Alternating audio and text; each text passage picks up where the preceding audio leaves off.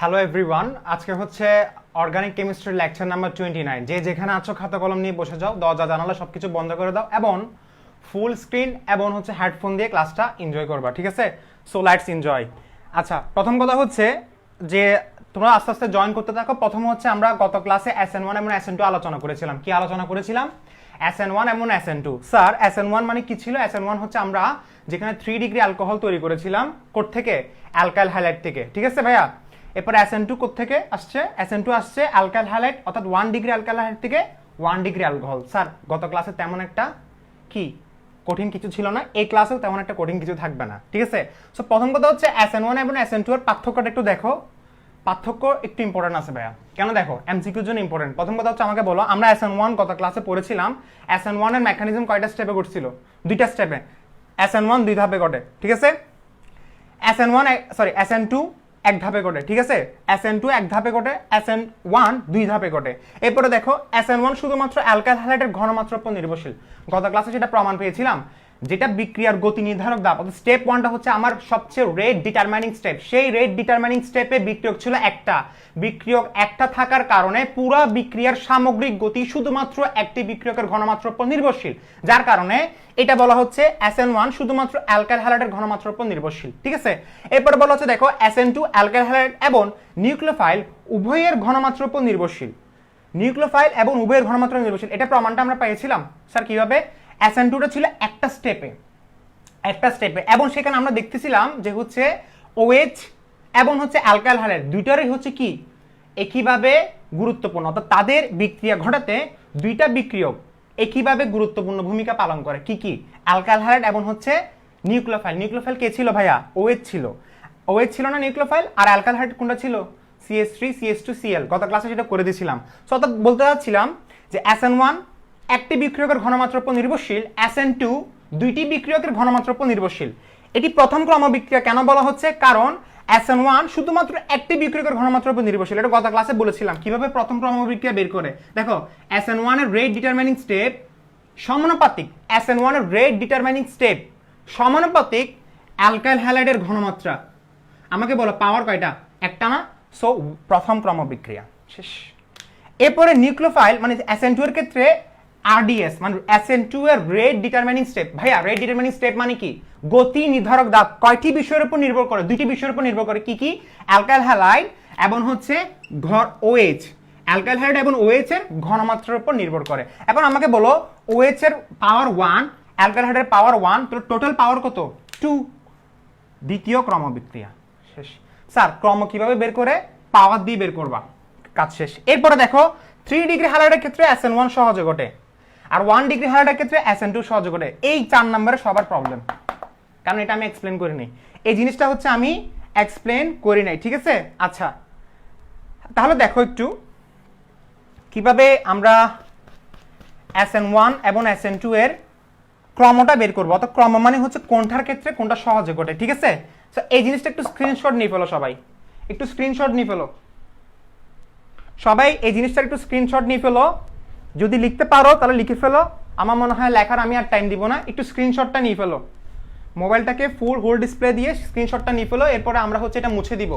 এখন আমরা আলোচনা করব 3 ডিগ্রি এবং 1 ডিগ্রি কিভাবে সেটা সহজে ঘটতেছে, কিভাবে সেটা সহজে ঘটতেছে। খুবই সিম্পল। তাহলে একটু মুছে দিই। দেখো স্যার কিভাবে সেটা সহজে ঘটে একটু দেখি। 3 ডিগ্রির ক্ষেত্রে কি ছিল আমাকে বলো? 3 ডিগ্রির ক্ষেত্রে ছিল CH3 CH3 CH3। এরপরে কি ছিল? এটা প্রথম স্টেপের। আমরা SN1 এর প্রথম স্টেপটা দেখি ভাইয়া। কি দেখবো আমরা? SN1 এর প্রথম স্টেপটা দেখো। SN1 এর প্রথম স্টেপ মানে SN1 মেকানিজমের প্রথম স্টেপে চলে যাও। খাতাটা একটু উল্টে প্রথম স্টেপে চলে যাও। প্রথম স্টেপে কি ঘটনা ঘটছিল? 3 ডিগ্রি অ্যালকাইল হ্যালাইড বিয়োজিত হচ্ছিল, ধীরে ধীরে বিয়োজিত হচ্ছে, ধীরে ধীরে বিয়োজিত হচ্ছে। বিয়োজিত হয়ে কি তৈরি করে? 3 ডিগ্রি কার্বোক্যাটায়ন তৈরি করে এবং আরেকটা হচ্ছে ক্লোরাইড আয়ন তৈরি করে। সেটা লিখলাম না, যাও। আচ্ছা এখন আমাকে বলো কার্বোক্যাটায়নের স্থিতিশীলতা কত? সবাই কমেন্ট করতে পারবা? হুড়ুস্থুল একটু কমেন্ট করো তো, কমেন্ট করলে একটু ভালো লাগবে। দেখো কমেন্ট একটু করো যে ভাইয়া, হ্যাঁ এখানে আছে দেখো, এখানে দেখো কার্বোক্যাটায়নের স্থিতিশীলতা অর্থাৎ কার্বোক্যাটায়নের স্থায়িত্বের ক্রম কত? আমাকে বলো কার্বোক্যাটায়নের স্থায়িত্বের ক্রম কত? কার্বোক্যাটায়নের স্থায়িত্বের ক্রম হচ্ছে 3 ডিগ্রি 2 ডিগ্রি ভাই আপনি আমরা বলার আগে আপনি লিখে ফেলছেন 3 ডিগ্রি 2 ডিগ্রি 1 ডিগ্রি কি বললাম 3 ডিগ্রি 2 ডিগ্রি 1 ডিগ্রি আচ্ছা ভাইয়া এখন আমাকে বলো সবচেয়ে ভালো কার্বোক্যাটায়ন কখন পাওয়া যাবে যখন 3 ডিগ্রি হবে কেন ভাইয়া সবচেয়ে ভালো কার্বোক্যাটায়ন কখন পাওয়া যাবে যখন হচ্ছে 3 ডিগ্রি হবে কেন কারণ 3 ডিগ্রি কার্বোক্যাটায়নের স্থিতিশীলতা সবচেয়ে বেশি কম্পারেটিভলি 2 ডিগ্রি কম্পারেটিভলি 1 ডিগ্রি সবচেয়ে স্থিতিশীলতা কম কার 1 ডিগ্রি কার্বোক্যাটায়ন এগুলো আমি গত ক্লাসে না এটা আমি এক্সপ্লেন করছিলাম আমার এখনো মনে আছে মেবি লেকচার নাম্বার 17 মার্কোনিক নিয়ম আমি এক্সপ্লেন করছিলাম এটা কার্বোক্যাটায়নের স্থিতিশীলতা ইচ এন্ড এভরি এক্সাম্পল মানে ইচ এন্ড এভরি পয়েন্ট আমি এক্সপ্লেন করছি কার্বোক্যাটায়ন নিয়ে ঠিক আছে সো এখন সেটা আবার বলার দরকার নেই আমি একটু করে প্রথমে বলি যে ভাইয়া কার্বোক্যাটায়নের স্থিতিশীলতা কি কি 3 ডিগ্রি 2 ডিগ্রি 1 ডিগ্রি সবচেয়ে বেশি স্থিতিশীলতা কার 3 ডিগ্রি সবচেয়ে কম স্থিতিশীলতা কার 1 ডিগ্রি বাস শেষ এখন 3 ডিগ্রি কার্বোক্যাটায়নের স্থিতিশীলতা বেশি হওয়ার কারণে আচ্ছা স্থিতিশীলতা মানে কি যত বেশি স্থিতিশীলতা বাড়বে তত বেশি আমি ভালো উৎপাদ পাবো সেটাই তো আমরা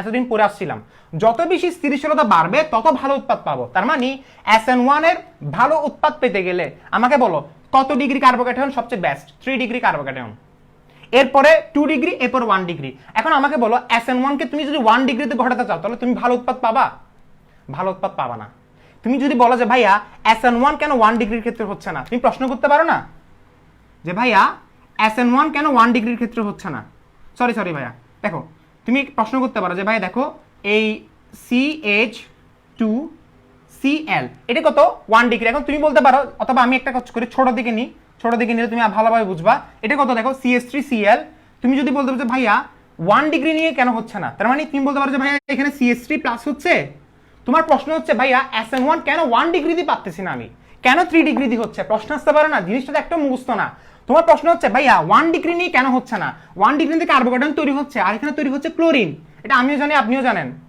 বাট কেন হচ্ছে না ভাইয়া আমরা কেন করতে পারতেছি না কারণটা হচ্ছে 1 ডিগ্রির স্থিতিশীলতা খুবই কম 1 ডিগ্রি স্থিতিশীলতা খুবই কম কম্পারেটিভলি টু 3 ডিগ্রি 3 ডিগ্রির স্থায়িত্বের কম মানে স্থায়িত্ব সবচেয়ে বেশি 1 ডিগ্রির তুলনায় সো আমরা 1 ডিগ্রি দিয়ে SN1 ঘটাতে পারবো না আমরা 1 ডিগ্রি দিয়ে SN1 ঘটাতে পারবো না রিজনটা হচ্ছে আমরা ভালো উৎপাদ পাবো না আমরা কি পাবো না আমরা গুড প্রোডাক্ট পাবো না অর্থাৎ আমাদের বিক্রিয়ার মূল উদ্দেশ্য হচ্ছে ভালো প্রোডাক্ট তৈরি করা বেশি পরিমাণ উৎপাদ তৈরি করা সো বেশি পরিমাণ উৎপাদ আমরা পাবো এইটাতে 3 ডিগ্রিতে রিজনটা হচ্ছে তুমি বুঝতে পারছো যে 3 ডিগ্রি হালারের ক্ষেত্রে কেন SN1 সহজে ঘটে রিজনটা হচ্ছে কার্বোক্যাটায়নের স্থিতিশীলতা রিজনটা কি কার্বোক্যাটায়নের স্থিতিশীলতা ক্লিয়ার আচ্ছা ওকে তাহলে এরপরে হচ্ছে আমরা দেখব হচ্ছে SN2 তে এরপর আমরা দেখব কোথায় SN2 তে আচ্ছা SN2 তে একটু দেখো তো SN2 এর ক্ষেত্রে কেন হচ্ছে না দেখো SN2 এর ক্ষেত্রে কেন হচ্ছে না দেখো SN2 এর ক্ষেত্রে আমি তোমাকে বললাম 1 ডিগ্রির ক্ষেত্রে সহজে ঘটবে তাহলে আমি SN2 কিভাবে লিখছিলাম মনে আছে গত ক্লাসে আমি লিখছিলাম মেবি হচ্ছে এরকম যে এখানে একটা সরি এই জায়গায় একটা CH3 ছিল এই জায়গায় একটা হাইড্রোজেন ছিল এই জায়গায় একটা হাইড্রোজেন ছিল এই জায়গায় একটা ক্লোরিন ছিল CH3 CH2Cl এটা হচ্ছে SN2 এর মেকানিজমের স্টেপটা আচ্ছা একটু ভালোভাবে দেখো ভাইয়া একটু ভালোভাবে দেখো ঠিক আছে আচ্ছা এই জায়গায় আমি যদি দেখো তোমার প্রশ্ন হচ্ছে ভাইয়া এই জায়গায় আপনি 3 ডিগ্রি কেন দিতে পারছেন না কেন 1 ডিগ্রি আনছেন 3 ডিগ্রি কেন দিতে পারছেন আচ্ছা মূল রিজনটা হচ্ছে তুমি বলতে পারো যে ভাইয়া এখানে আমরা যদি নরমালি যদি করতে যাই ভাইয়া আরেকটা প্রশ্ন আসতে পারে যে ভাইয়া SN2 টাকে আপনি দুইটা স্টেপে করাতে পারতেছেন না কেন তোমার প্রশ্নের উত্তর হচ্ছে এটা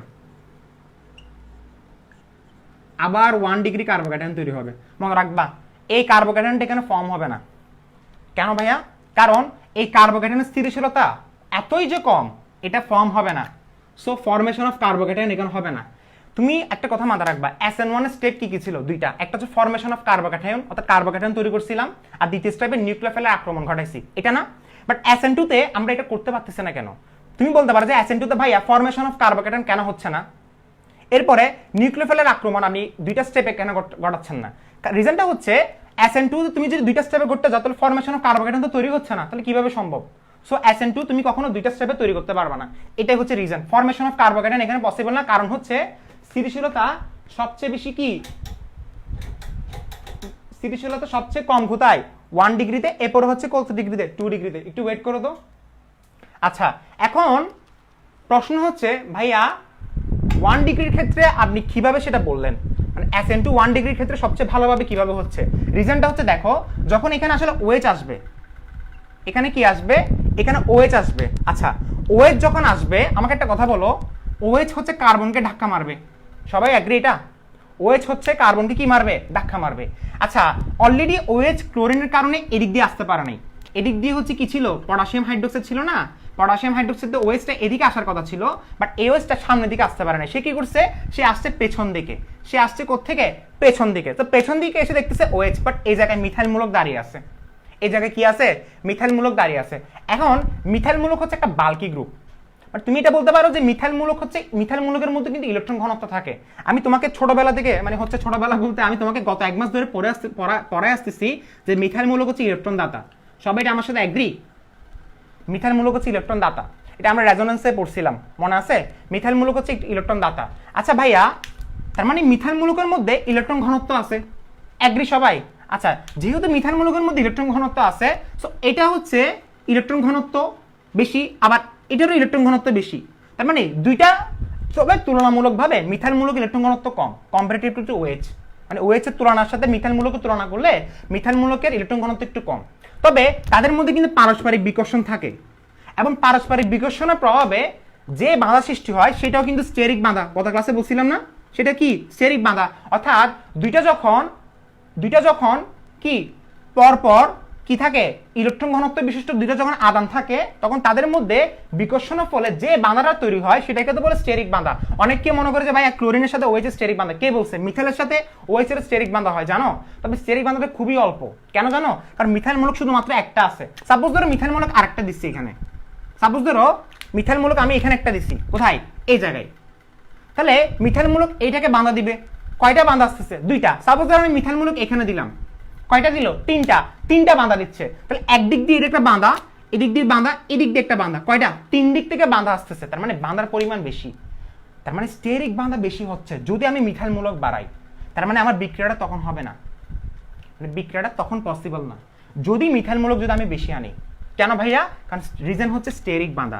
রিজনটা কি, স্টেরিক বাঁধা। আমি খুব সহজে বুঝাই দিছি। কেন তোমার মনের মধ্যে যে প্রশ্নটা ছিল যে ভাইয়া 3 ডিগ্রির ক্ষেত্রে কেন SN2 হচ্ছে না, রিজন হচ্ছে স্টেরিক বাঁধা। কারণ মিথাইল মূলক এবং OH তারা পরস্পর হচ্ছে সমধর্মী, এবং তারা সমধর্মী হওয়ার কারণে তাদের মধ্যে একটা পারস্পরিক বিকর্ষণ সৃষ্টি হয়, এবং ওই পারস্পরিক বিকর্ষণের কারণে যে বাঁধাটা অনুভব করে সেটাকে বলা হচ্ছে স্টেরিক বাঁধা। সো মূল রিজন হচ্ছে স্টেরিক বাঁধার কারণে কখনো SN2 তে তুমি হচ্ছে 3 ডিগ্রি অ্যালকাইল হ্যালাইড নিতে পারবে না। তুমি কত নিবা, 1 ডিগ্রি অ্যালকাইল হ্যালাইড।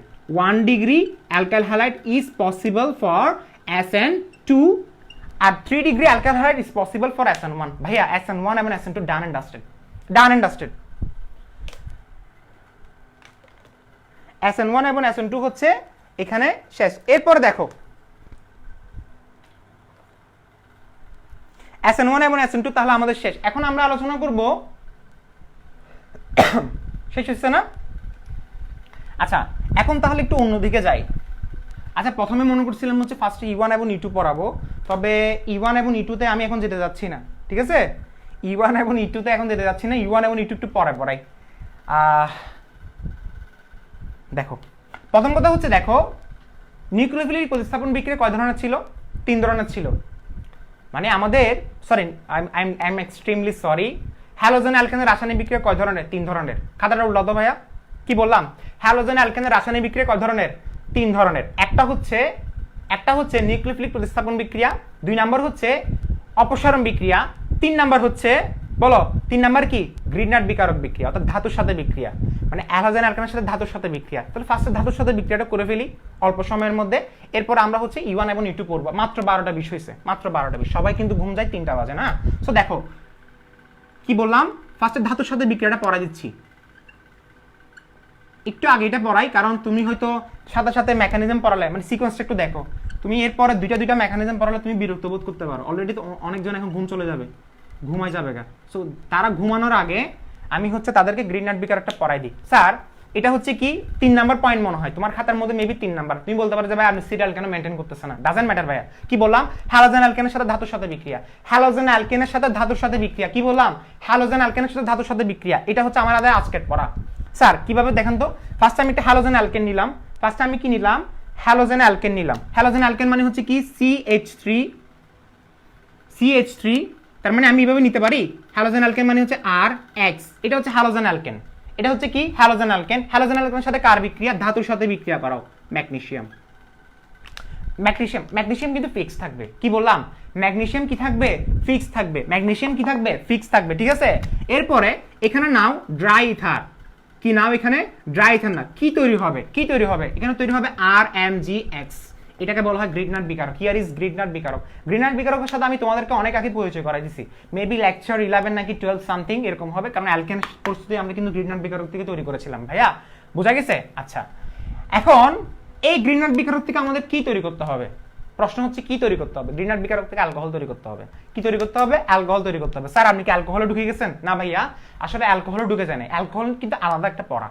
মানে অ্যালকোহল আমি তোমাকে যদি গুছিয়ে বলি যে অ্যালকোহল প্রস্তুতি, এতদিন ধরে আমি তোমাকে কিভাবে পড়াচ্ছি, একটা টপিক ধরলাম ফেনল প্রস্তুতি রাসায়নিক ধর্ম শনাক্তকরণ, এরপর একটা টপিক ধরলাম সেটা হচ্ছে কি টোলুইন প্রস্তুতি রাসায়নিক ধর্ম শনাক্তকরণ, এভাবে পড়াইছি না এতদিন, অ্যালকিন প্রস্তুতি রাসায়নিক ধর্ম শনাক্তকরণ, এভাবে তো পড়াইছি। ঠিক কিভাবে অ্যালকোহল এভাবে পড়ানো যায়, প্রস্তুতি রাসায়নিক ধর্ম শনাক্তকরণ, বাট সেটা এই ক্লাসে না। এখন তুমি বলতে পারো যে ভাই এখানে অ্যালকোহল প্রস্তুতি হয়ে যাচ্ছে, বাট রিজনটা কিন্তু এটা অ্যালকোহলে পড়া না ধরতে গেলে, কেন জানো, এটা পড়া আসলে হ্যালোজেন অ্যালকেনের সিকোয়েন্স যদি বানাতে যাও, এটা পড়া হচ্ছে হ্যালোজেন অ্যালকেনের। স্যার কিভাবে তৈরি করবেন একটু দেখো। প্রথম কথা হচ্ছে এই জিনিসটা হচ্ছে গ্রিগনাট বিকারক না, এই গ্রিগনাট বিকারক থেকে অ্যালকোহল তৈরি করা যাবে। কত ধরনের অ্যালকোহল স্যার একটু দেখেন তো, গ্রিগনাট বিকারক থেকে ফার্স্ট আমি তৈরি করতে পারবো 1 ডিগ্রি অ্যালকোহল। সবাই একটু লিখে ফেলো ভাইয়া, খুবই মজার পর, আই সোয়ার একটা ওয়ার্ডও আমি তোমাকে কি না বুঝিয়ে ছাড়ি দেবো না, একটা ওয়ার্ড মানে সিম্পল একটা ওয়ার্ড আমি তোমাকে বুঝাবো, বাচ্চার মতো বুঝাবো। দেখো 1 ডিগ্রি অ্যালকোহল মানে কি, 1 ডিগ্রি অ্যালকোহল তৈরি করবো কার থেকে, গ্রিগনাট বিকারক থেকে। 1 ডিগ্রি অ্যালকোহল তৈরি করবো কার থেকে, গ্রিগনাট বিকারক থেকে। গ্রিক গ্রিক স্পেলিংটা দেখো, গ্রিক গ্রিক নাট বিকারক, স্পেলিংটা দেখো, গ্রিক নাট বিকারক, গ্রিক নাট বিকারক, বুঝছো? তাহলে 1 ডিগ্রি অ্যালকোহল তৈরি করবো গ্রিক নাট বিকারক থেকে। 1 ডিগ্রি অ্যালকোহল দেখতে কিরকম দেখো, সাপোজ একটা মিথাইল মূলক থাকবে এরকম না, তাহলে আমি পাশে দিয়ে লিখতে পারি 1 ডিগ্রি অ্যালকোহল মানে শুধুমাত্র একটা মিথাইল মূলক থাকবে, একটা মিথাইল মূলক থাকবে। কি বললাম, একটা মিথাইল মূলক থাকবে, সেটাকে বলবো 1 ডিগ্রি অ্যালকোহল। অর্থাৎ একটা মিথাইল মূলকের সাথে যদি OH থাকে, CH2 কয়টা থাকবে ডাজন্ট ম্যাটার ভাইয়া। অনেকে মনে করে যে ভাইয়া এটা কি ধরনের হবে, আমি CH2 অনেকগুলো দিলাম ডাজন্ট ম্যাটার ভাইয়া, মিথাইল মূলক একটা থাকবে সেটা 1 ডিগ্রি অ্যালকোহল, মিথাইল মূলক একটা থাকবে সেটা 1 ডিগ্রি অ্যালকোহল, ঠিক আছে। CH2 কয়টা দিচ্ছ সেটা ডাজন্ট ম্যাটার ভাইয়া, ডাজন্ট ম্যাটার। দেখো এরপরে 2 ডিগ্রি অ্যালকোহলটা দেখো, 2 ডিগ্রি অ্যালকোহল মিথাইল মূলক সহজ কথা কয়টা থাকবে, দুইটা থাকতে হবে। কয়টা থাকতে হবে, দুইটা। কিভাবে দেখো তো ভাইয়া, দেখো তো CH3 CH3, স্যার এটা হয় নাই স্যার আপনার ভুল হয়েছে, জি ভাইয়া ভুল হয়েছে, দেখো OH CH3, এটা হচ্ছে কত 2 ডিগ্রি অ্যালকোহল। এটা কত degree alcohol, 2 degree alcohol. 2 degree alcohol মানে মিথাইল মূলক কয়টা থাকবে, দুইটা থাকবে। মিথাইল মূলক কয়টা থাকবে, দুইটা মিথাইল মূলক থাকবে, শেষ।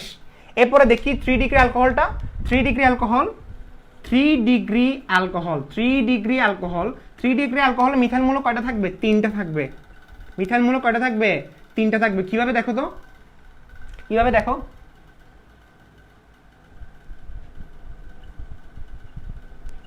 এটা হচ্ছে 3 ডিগ্রি অ্যালকোহল। 3 ডিগ্রি অ্যালকোহল কি, মিথাইল মূলক তিনটা, 2 ডিগ্রি অ্যালকোহল মিথাইল মূলক দুইটা, 1 ডিগ্রি অ্যালকোহল মিথাইল মূলক একটা। সো এগুলো তৈরি করতে বলতে পারে। এরপর আরেকটা তৈরি করতে বলতে পারে কার্বক্সিলিক অ্যাসিড। লিখো ভাইয়া, কার্বক্সিলিক অ্যাসিড, একটু কষ্ট দিচ্ছি এই মধ্যরাতে। কার্বক্সিলিক অ্যাসিড, এবং আরেকটা হচ্ছে অ্যালকেন, আর পড়তে হবে না। গ্রিগনাট বিকারক থেকে আজকে কয়টা প্রস্তুত করব, 1 degree alcohol, 2 degree alcohol, 3 degree alcohol, carboxylic acid, এবং হচ্ছে কি অ্যালকেন, ঠিক আছে। এরপর হচ্ছে অ্যালকেন, লিখে হয়েছে না, দ্রুত করতে হবে। স্যার আপনি মুছে দিলেন, কি কি লিখছেন স্যার ভুলে গেছি, কি কি লিখছেন ভাই আপনি? আমি লিখছিলাম গ্রিগনাট বিকারক থেকে 1 ডিগ্রি অ্যালকোহল, গ্রিগনাট বিকারক থেকে 2 ডিগ্রি অ্যালকোহল, গ্রিগনাট বিকারক থেকে 3 degree alcohol, carboxylic acid, alkane তৈরি করবো। সো বেশিক্ষণ সময় লাগবে না, সর্বোচ্চ 15 থেকে 20 মিনিট। দেখো কিভাবে তৈরি করতেছি। প্রথম কথা হচ্ছে দেখো, আগে ফার্স্ট একটু দেখো, লিখবা না, লেখার টাইম দিব। ফার্স্ট একটু দেখো, RMgX আসবে। মনে রাখবা গ্রিগনাট বিকারক জেনারেলি বিক্রিয়া করে কার্বনিল মূলকের সাথে। কি বললাম, গ্রিগনাট বিকারক জেনারেলি বিক্রিয়া করবে কার্বনিল মূলকের সাথে। কি বললাম, আমার সাথে সাথে বলো, গ্রিগনাট বিকারক জেনারেলি বিক্রিয়া করবে, জেনারেলি সব সময় না, আবার জেনারেলি বিক্রিয়া করবে কার্বনিল মূলকের সাথে। কি, কার্বনিল মূলকের সাথে। এই জিনিসটা একটু মাথায় রাখতে হবে, কার্বনিল মূলকের সাথে। আচ্ছা একটু দেখো ভাইয়া, এখন দেখো কি ঘটনাটা ঘটতেছে।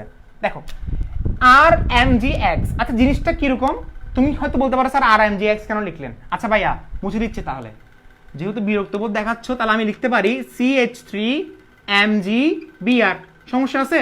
CH3 MgBr এর সমস্যা আছে? আমি একটু কাছে এনে দিচ্ছি, ঠিক আছে, যাতে আমার বাচ্চারা দেখতে পারে। দেখো CH3 MgBr কার্বনিল মূলকের সাথে বিক্রিয়া করবে। আচ্ছা, প্রথম কথা হচ্ছে ভাইয়া ম্যাগনেসিয়াম এবং ব্রোমিন এবং হচ্ছে কার্বন, চোখ বন্ধ করে আমরা জানি ম্যাগনেসিয়ামের চার্জ কত +2, ব্রোমিনের চার্জ কত -1, ম্যাগনেসিয়ামের চার্জ কত +2, ব্রোমিনের চার্জ কত -1, +2 আর -1 যোগ করলে টোটাল চার্জ কত? স্যার বুঝি নাই, কিচ্ছু বুঝতেছি না। আরে ভাইয়া ম্যাগনেসিয়ামের চার্জ কত +2, ব্রোমিনের চার্জ কত -1, দুটো যোগ করো, দুটো যোগ করলে কি হয় বলো +1, এটা +1, একটা +1 হলে একটা -1 হবে। স্যার কিছুই বুঝি নাই, মানে একটা যদি প্লাস হয় আরেকটা কি হবে মাইনাস, তার মানে একটা যদি প্লাস হয় আরেকটা কি হবে মাইনাস, একটা যদি প্লাস হয় আরেকটা হবে মাইনাস। এরপরে কার্বন এবং অক্সিজেনের সাথে ঋণাত্মকতার মান কার বেশি? কার্বনের কত 2.5, অক্সিজেন কত 3.5, তাহলে অক্সিজেন হবে মাইনাস, কার্বন হবে প্লাস। স্যার কিছুই বুঝি নাই, একটু ইলেবোরেটলি বুঝান। আচ্ছা, যারা বুঝতেছো না আরেকটু বেসিকে নিয়ে যাই, দেখো তো ভাইয়া ম্যাগনেসিয়াম এবং হচ্ছে ব্রোমিন, আর এই জায়গায় কি আছে? এই জায়গায় আছে কার্বন, হাইড্রোজেন, এটা ভেঙে লিখতেছি, বুঝছো? স্যার একটু দেখেন এটা, আমাকে বলো ম্যাগনেসিয়াম এবং ম্যাগনেসিয়ামের ঋণাত্মকতার মান কত? ব্রোমিনের মেবি 2.8, ম্যাগনেসিয়ামের কত 1.2, ম্যাগনেসিয়াম কত 1.2, কার্বন কত? কার্বন হচ্ছে 2.5। তো ঋণাত্মকতার মানগুলো জানি? আচ্ছা, না জানলে আমি বলে দিচ্ছি, কার্বন হচ্ছে 2.5, ম্যাগনেসিয়াম হচ্ছে 1.2, ম্যাগনেসিয়াম কত 1.2, তো ঋণাত্মকতার মান ইলেকট্রোনেগেটিভিটি। স্যার ইলেকট্রোনেগেটিভিটি মানে কি? যার ইলেকট্রন টেনে নেওয়ার ক্ষমতা আছে। ব্রোমিন কত 3.8, না ভাইয়া 2.8, কার্বন কত? কার্বন হচ্ছে 3.5, না ভাইয়া কার্বন হচ্ছে 2.5। আচ্ছা, একটু জিনিস দেখো, কার ঋণাত্মকতার মান কার বেশি? ম্যাগনেসিয়াম এবং ব্রোমিনের মধ্যে কার বেশি? ব্রোমিনের বেশি। তো ব্রোমিন কি করবে? ম্যাগনেসিয়ামের চার্জটা, অর্থাৎ ম্যাগনেসিয়ামের চার্জ বলতে ম্যাগনেসিয়াম ইলেকট্রনটা নিজের দিকে টানবে। আচ্ছা, জারণ সংখ্যা কিভাবে বের করে, মানে চার্জ কিভাবে বের করে? আমাকে একটা কথা বলো তো, চার্জ আমরা কিভাবে বের করি? সেটা আমরা কি পারি? আমরা চার্জ বের করি হচ্ছে ঋণাত্মকতার উপরে নির্ভর করে, কার ঋণাত্মকতার মান বেশি। একটা জিনিস করো, ব্রোমিন এবং ম্যাগনেসিয়ামের মধ্যে ঋণাত্মকতার মান কার বেশি? অবশ্যই ব্রোমিনের বেশি। সো যার ঋণাত্মকতার মান বেশি, যার ইলেকট্রোনেগেটিভিটি বেশি, সে কি করে? তার এই পাশের এই পরমাণু থেকে হাইড্রোজেনটা, মানে তার পাশের পরমাণু থেকে ইলেকট্রনটা টেনে নিয়ে আসে। অর্থাৎ এই যে দুইটা ইলেকট্রন আছে না এখানে, এই যে দুইটা ইলেকট্রন, এই দুটো ইলেকট্রন টেনে নিয়ে আসবে। কে টেনে নিয়ে আসবে? ব্রোমিন। কার থেকে? ম্যাগনেসিয়াম থেকে। সো ম্যাগনেসিয়ামের কয়টা ইলেকট্রন টেনে আসতেছে? একটা। এবং ব্রোমিনের তো নিজের একটা আছে। কয়টা ইলেকট্রন ম্যাগনেসিয়ামের ব্রোমিন টেনে আনতেছে? কয়টা? একটা। কে টেনে আনতেছে? ব্রোমিন। কার থেকে? ম্যাগনেসিয়াম থেকে। চার্জ কত? -1। কেন? কারণ ম্যাগনেসিয়ামের একটা ইলেকট্রন টেনে আনতেছে ব্রোমিন। এরপরে ম্যাগনেসিয়াম থেকে ইলেকট্রন চলে যাচ্ছে, ইলেকট্রন চলে গেলে প্লাস, ইলেকট্রন আসলে মাইনাস। ইলেকট্রন চলে যাচ্ছে কার থেকে? ম্যাগনেসিয়াম থেকে। কে নিয়ে যাচ্ছে? ব্রোমিন। এটা হবে +1। তার ম্যাগনেসিয়ামের চার্জ কত?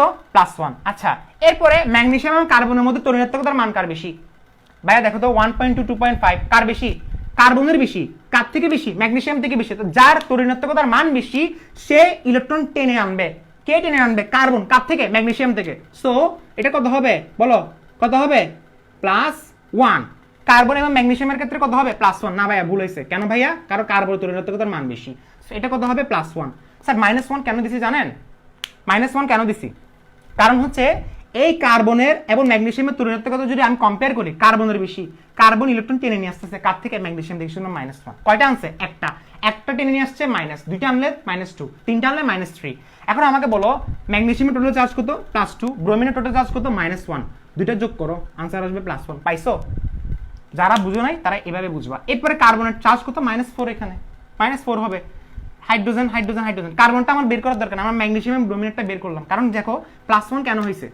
দুইটাকে একসাথে যোগ করো, টোটাল চার্জ কত? +1। তাহলে এটা একটা প্লাস হলে আরেকটা মাইনাস হবে। বুঝা গেছে? একদম বেসিক বুঝাইছি, দেখো দেরি গেছে, অনেক দেরি গেছে। এরপরে দেখো কার্বন এবং অক্সিজেনের ঋণাত্মকতা কার বেশি? অক্সিজেনের বেশি, কার্বনের কম, সেজন্য কার্বন প্লাস। শেষ ভাইয়া, শেষ। Done and dusted. দেখো এরপরে চার্জটা একটু মুছে দিই। এখন দেখো এরপরে কাজটা কি? কার্বনটা দিলাম না এখানে। এখন এরপরে কাজটা হচ্ছে খুবই একটা ফানি একটা কাজ। যদি লাল কালিটা যদি থাকতো তাহলে আরো একটু সুন্দর হতো। লাল কালি কোথায়? গায়েব হয়ে গেছে, বুঝছো? স্যার গায়েব হয় নাই, লাল কালি পাইছি। দেখো এখন এই মাইনাসটা কাকে আকর্ষণ করবে? প্লাসকে। মাইনাস সবসময় প্লাসকে আকর্ষণ করে, আর এই প্লাসটা আকর্ষণ করবে মাইনাসকে। তাহলে কি তৈরি হচ্ছে দেখো তো। আমি সেজন্য বললাম যে প্লাস এবং মাইনাস কোনোভাবে যদি বের করতে পারো, আমার ওইখানে কিন্তু কাজ শেষ। কি বললাম?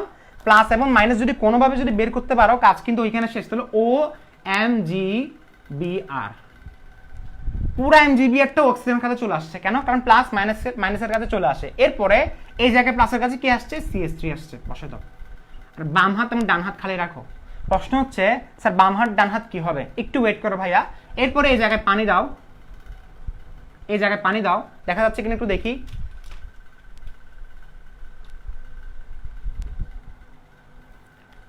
এই জায়গায় পানি দাও। ভাইয়া তোমরা কিন্তু আড্ডা মারবা না, ঠিক আছে? এত রাতে আসলে কষ্ট করে পড়ানোটা একটু সার্থক করতে হবে, বুঝছো? মোটেও কিন্তু এগুলো মানে কি এগুলো পছন্দ করবো না। দেখো পানিকে যদি ভাঙলে H+ এবং OH আসে। এরপরে অক্সিজেন মাইনাস ছিল না, অক্সিজেনের মাইনাসটা কিন্তু থাকবে। তুমি বলতে পারো স্যার মাইনাস কেন আছে, আমাকে বলো। আবার সেম ঘটনা, অক্সিজেন এবং ম্যাগনেসিয়ামের মধ্যে তরিণাত্মকতার মান কার বেশি? অক্সিজেনের বেশি, কারণ oxygen minus magnesium plus. Sir ও স্যার জি স্যার। দেখো এরপরে প্লাসটা কার কাছে আসবে? মাইনাসের কাছে আসবে। প্লাসটা কার কাছে আসবে? এই মাইনাসের কাছে আসবে। আর এই মাইনাসটা মানে অক্সিজেন, এই মাইনাসটা চলে যাবে। তোমরা এভাবে আমার মতো তীর চিহ্ন দেওয়ার দরকার নেই, নলে সুন্দর হবে না, বুঝছো? যদি বোঝানোর জন্য দিতে পারো তবে এভাবে সুন্দর হয় না। এখন আমাকে বলো কি হবে? সি স্যার এটা বুঝছো? অক্সিজেন কার কাছে মানে এইচটা কার কাছে যাবে?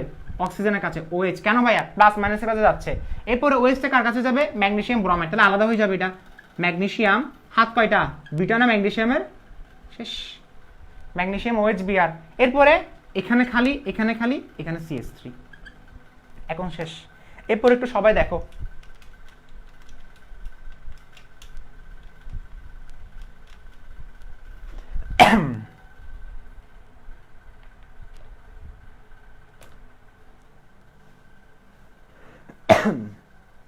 আচ্ছা এখানে কি কোনো ঘটনা ঘটছে? হ্যাঁ এখানে আসলে তোমরা একটু দেখবা, এখানে আসলে কেউ যদি অবান্তর কমেন্ট করে, তোমরা সবাই কিন্তু গার্ডিয়ান, এখানে সবাই সবাইকে একটু নজরদারিতে রাখবা, ঠিক আছে? কে কি করতেছে এগুলো একটু খেয়াল রাখবা। কেউ যদি বিশৃঙ্খলা সৃষ্টি করে, এখানে তো আমাদের মডারেটর আছে, সাথে সাথে ওকে ব্যান করে দিবা, ওকে বের করে দাও, মানে আগাছা দূর করে দাও, ঠিক আছে? আগাছা দূর করতে হবে, এত রাতে আগাছা দূর করা সোয়াবের কাজ। দেখো প্লাস এখানে আসে না। এখন প্রশ্ন হচ্ছে স্যার বাম পাশ এবং ডান পাশ খালি আছে, এখানে আপনি কি বসাবেন ভাইয়া? বাম পাশ এবং ডান পাশ খালি আছে, এখানে কি বসাবেন? একটা জিনিস মাথায় রাখবা, এই জিনিসটা মানে এখানে আমি কি বসাবো সেটা ডিপেন্ড করে কিন্তু আমার উপরে। এখানে আমি কি বসাবো সেটা ডিপেন্ড করে আমার উপরে। কেন? কারণ আমি এখানে আপেল বসালে, এখানে যদি আমি আপেল বসাই, এখানে আমি আপেল বসাবো। এখানে যদি আমি আম বসাই, এখানে আমি আম বসাবো। স্যার এটা কি বলেন? জি ভাই এটাই। মানে তুমি এখানে যেটা বসাও না কেন, তুমি যদি এখানে হাইড্রোজেন বসাও, এখানে হাইড্রোজেন বসাবা। তুমি যদি এখানে হাইড্রোজেন বসাও, এখানে হাইড্রোজেন বসাবা। ডাজন্ট ম্যাটার ভাইয়া। বাট এখন আমাকে দেখতে হবে আসলে আমাকে কি বের করতে বলছে। সাপোজ যদি আমাকে বের করতে বলছে 1 ডিগ্রি অ্যালকোহল। এখন আমাকে দেখো 1 ডিগ্রি অ্যালকোহল মানে মিথাইলমূলক কয়টা? একটা। একটা মিথাইলমূলক অলরেডি আছে, তার মানে আমি এই জায়গায় মিথাইলমূলক আর দিতে পারবো? কখনো দেওয়া যাবে না। কারণ এই জায়গায় যদি একটা মিথাইলমূলক দিই, একটা দিলে 2 ডিগ্রি হয়ে যাচ্ছে, দুইটা দিলে 3 ডিগ্রি হয়ে যাচ্ছে। স্যার কিছুই বুঝি নেই। মানে তোমাকে সাপোজ ধরে বললো যে গ্রিনল্যান্ড বিকারক থেকে 1 ডিগ্রি অ্যালকোহল তৈরি করে দেখাও। তোমাকে সাপোজ ধরে বললো গ্রিনল্যান্ড বিকারক থেকে 1 ডিগ্রি অ্যালকোহল তৈরি করে দাও। 1 ডিগ্রি অ্যালকোহল মানে মিথাইলমূলক একটা, অলরেডি মিথাইলমূলক এখানে একটা আছে। সো আমি এখন কোনোভাবেই এই জায়গায় মিথাইলমূলক আর বসাতে পারবো না। সো এখন আমি কি বসাবো? আমি বসাবো যেখানে আমি মিথাইলমূলক বসাতে পারবো না সেখানে আমি বসাবো হাইড্রোজেন। কি বললাম? যেখানে আমি মিথাইলমূলক বসাতে পারবো না সেখানে আমি বসাবো হাইড্রোজেন। তাহলে হাইড্রোজেন বসে দাও। Here is your 1 degree alcohol. কিছু ছিল না, কিছু ছিল না, এটা 1 ডিগ্রি অ্যালকোহল শেষ। এখন সেম ভাবে তোমাকে যদি বলে স্যার আমাকে 2 ডিগ্রি অ্যালকোহল তৈরি করে দেখান, তাহলে 2 ডিগ্রি অ্যালকোহল মানে মিথাইলমূলক কয়টা? দুইটা, অলরেডি একটা আছে। এই জায়গায় একটা CH3 বসে দাও, এই জায়গায় একটা CH3 বসে দাও, 2 ডিগ্রি অ্যালকোহল হয়ে গেছে। এখন তুমি প্রশ্ন করতে পারো যে ভাই এটা 2 ডিগ্রি অ্যালকোহল কেমনে? এভাবে তো আপনি লিখেন নেই। আরে ভাইয়া CH3COH, এটা যে কথা এটা সেই কথা না, এটা যে কথা এটা সেই কথা না, দুইটাই তো সেম কথা ভাইয়া। তো দুইটাই 2 ডিগ্রি অ্যালকোহল, দুইটাই 2 ডিগ্রি অ্যালকোহল, সেম কথা। লিখে দিতে পারবা?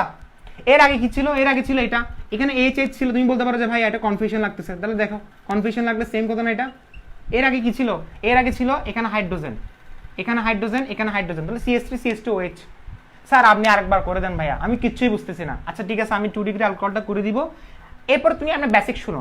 এরপর তোমাকে বলো 3 ডিগ্রি অ্যালকোহল, এখানে CH3 বসা দাও, আর এখানে কত হয়ে যাবে?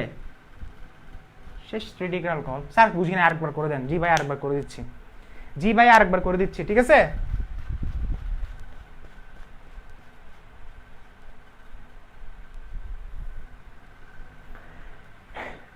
মাজহারুল ইসলাম সাকিব, ও তুমি ভাইয়া ক্লাস করো, ক্লাস করো, ক্লাস করো।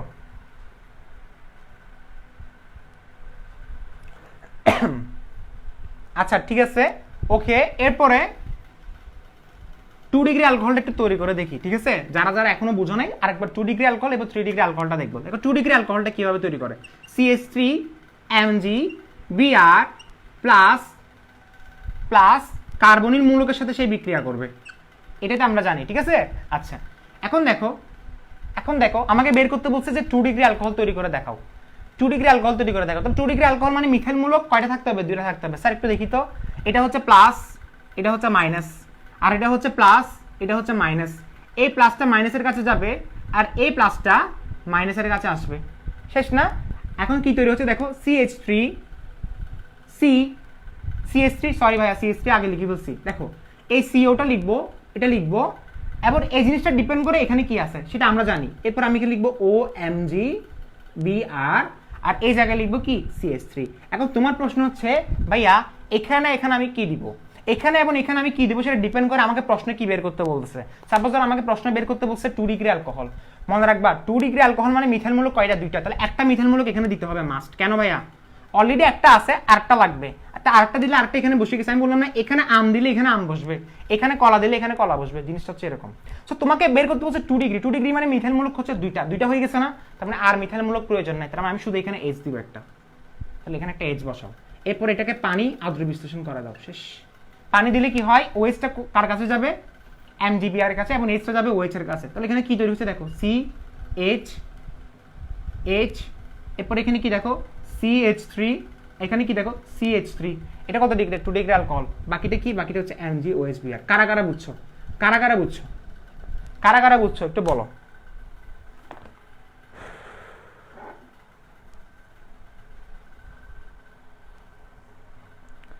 আমার আসলে এগুলো আসলে বেশি পেইন লাগে, মানে একটা কেউ যখন আস্ক করে যে ভাই ভিডিওগুলো থাকবে কিনা, আর অবান্তর কথা, মানে পড়ালেখার বাইরে যারা এই ধরনের কথা বলে, মানে আমি কিছু বুঝি না। মানুষ এত অলস কেমনে?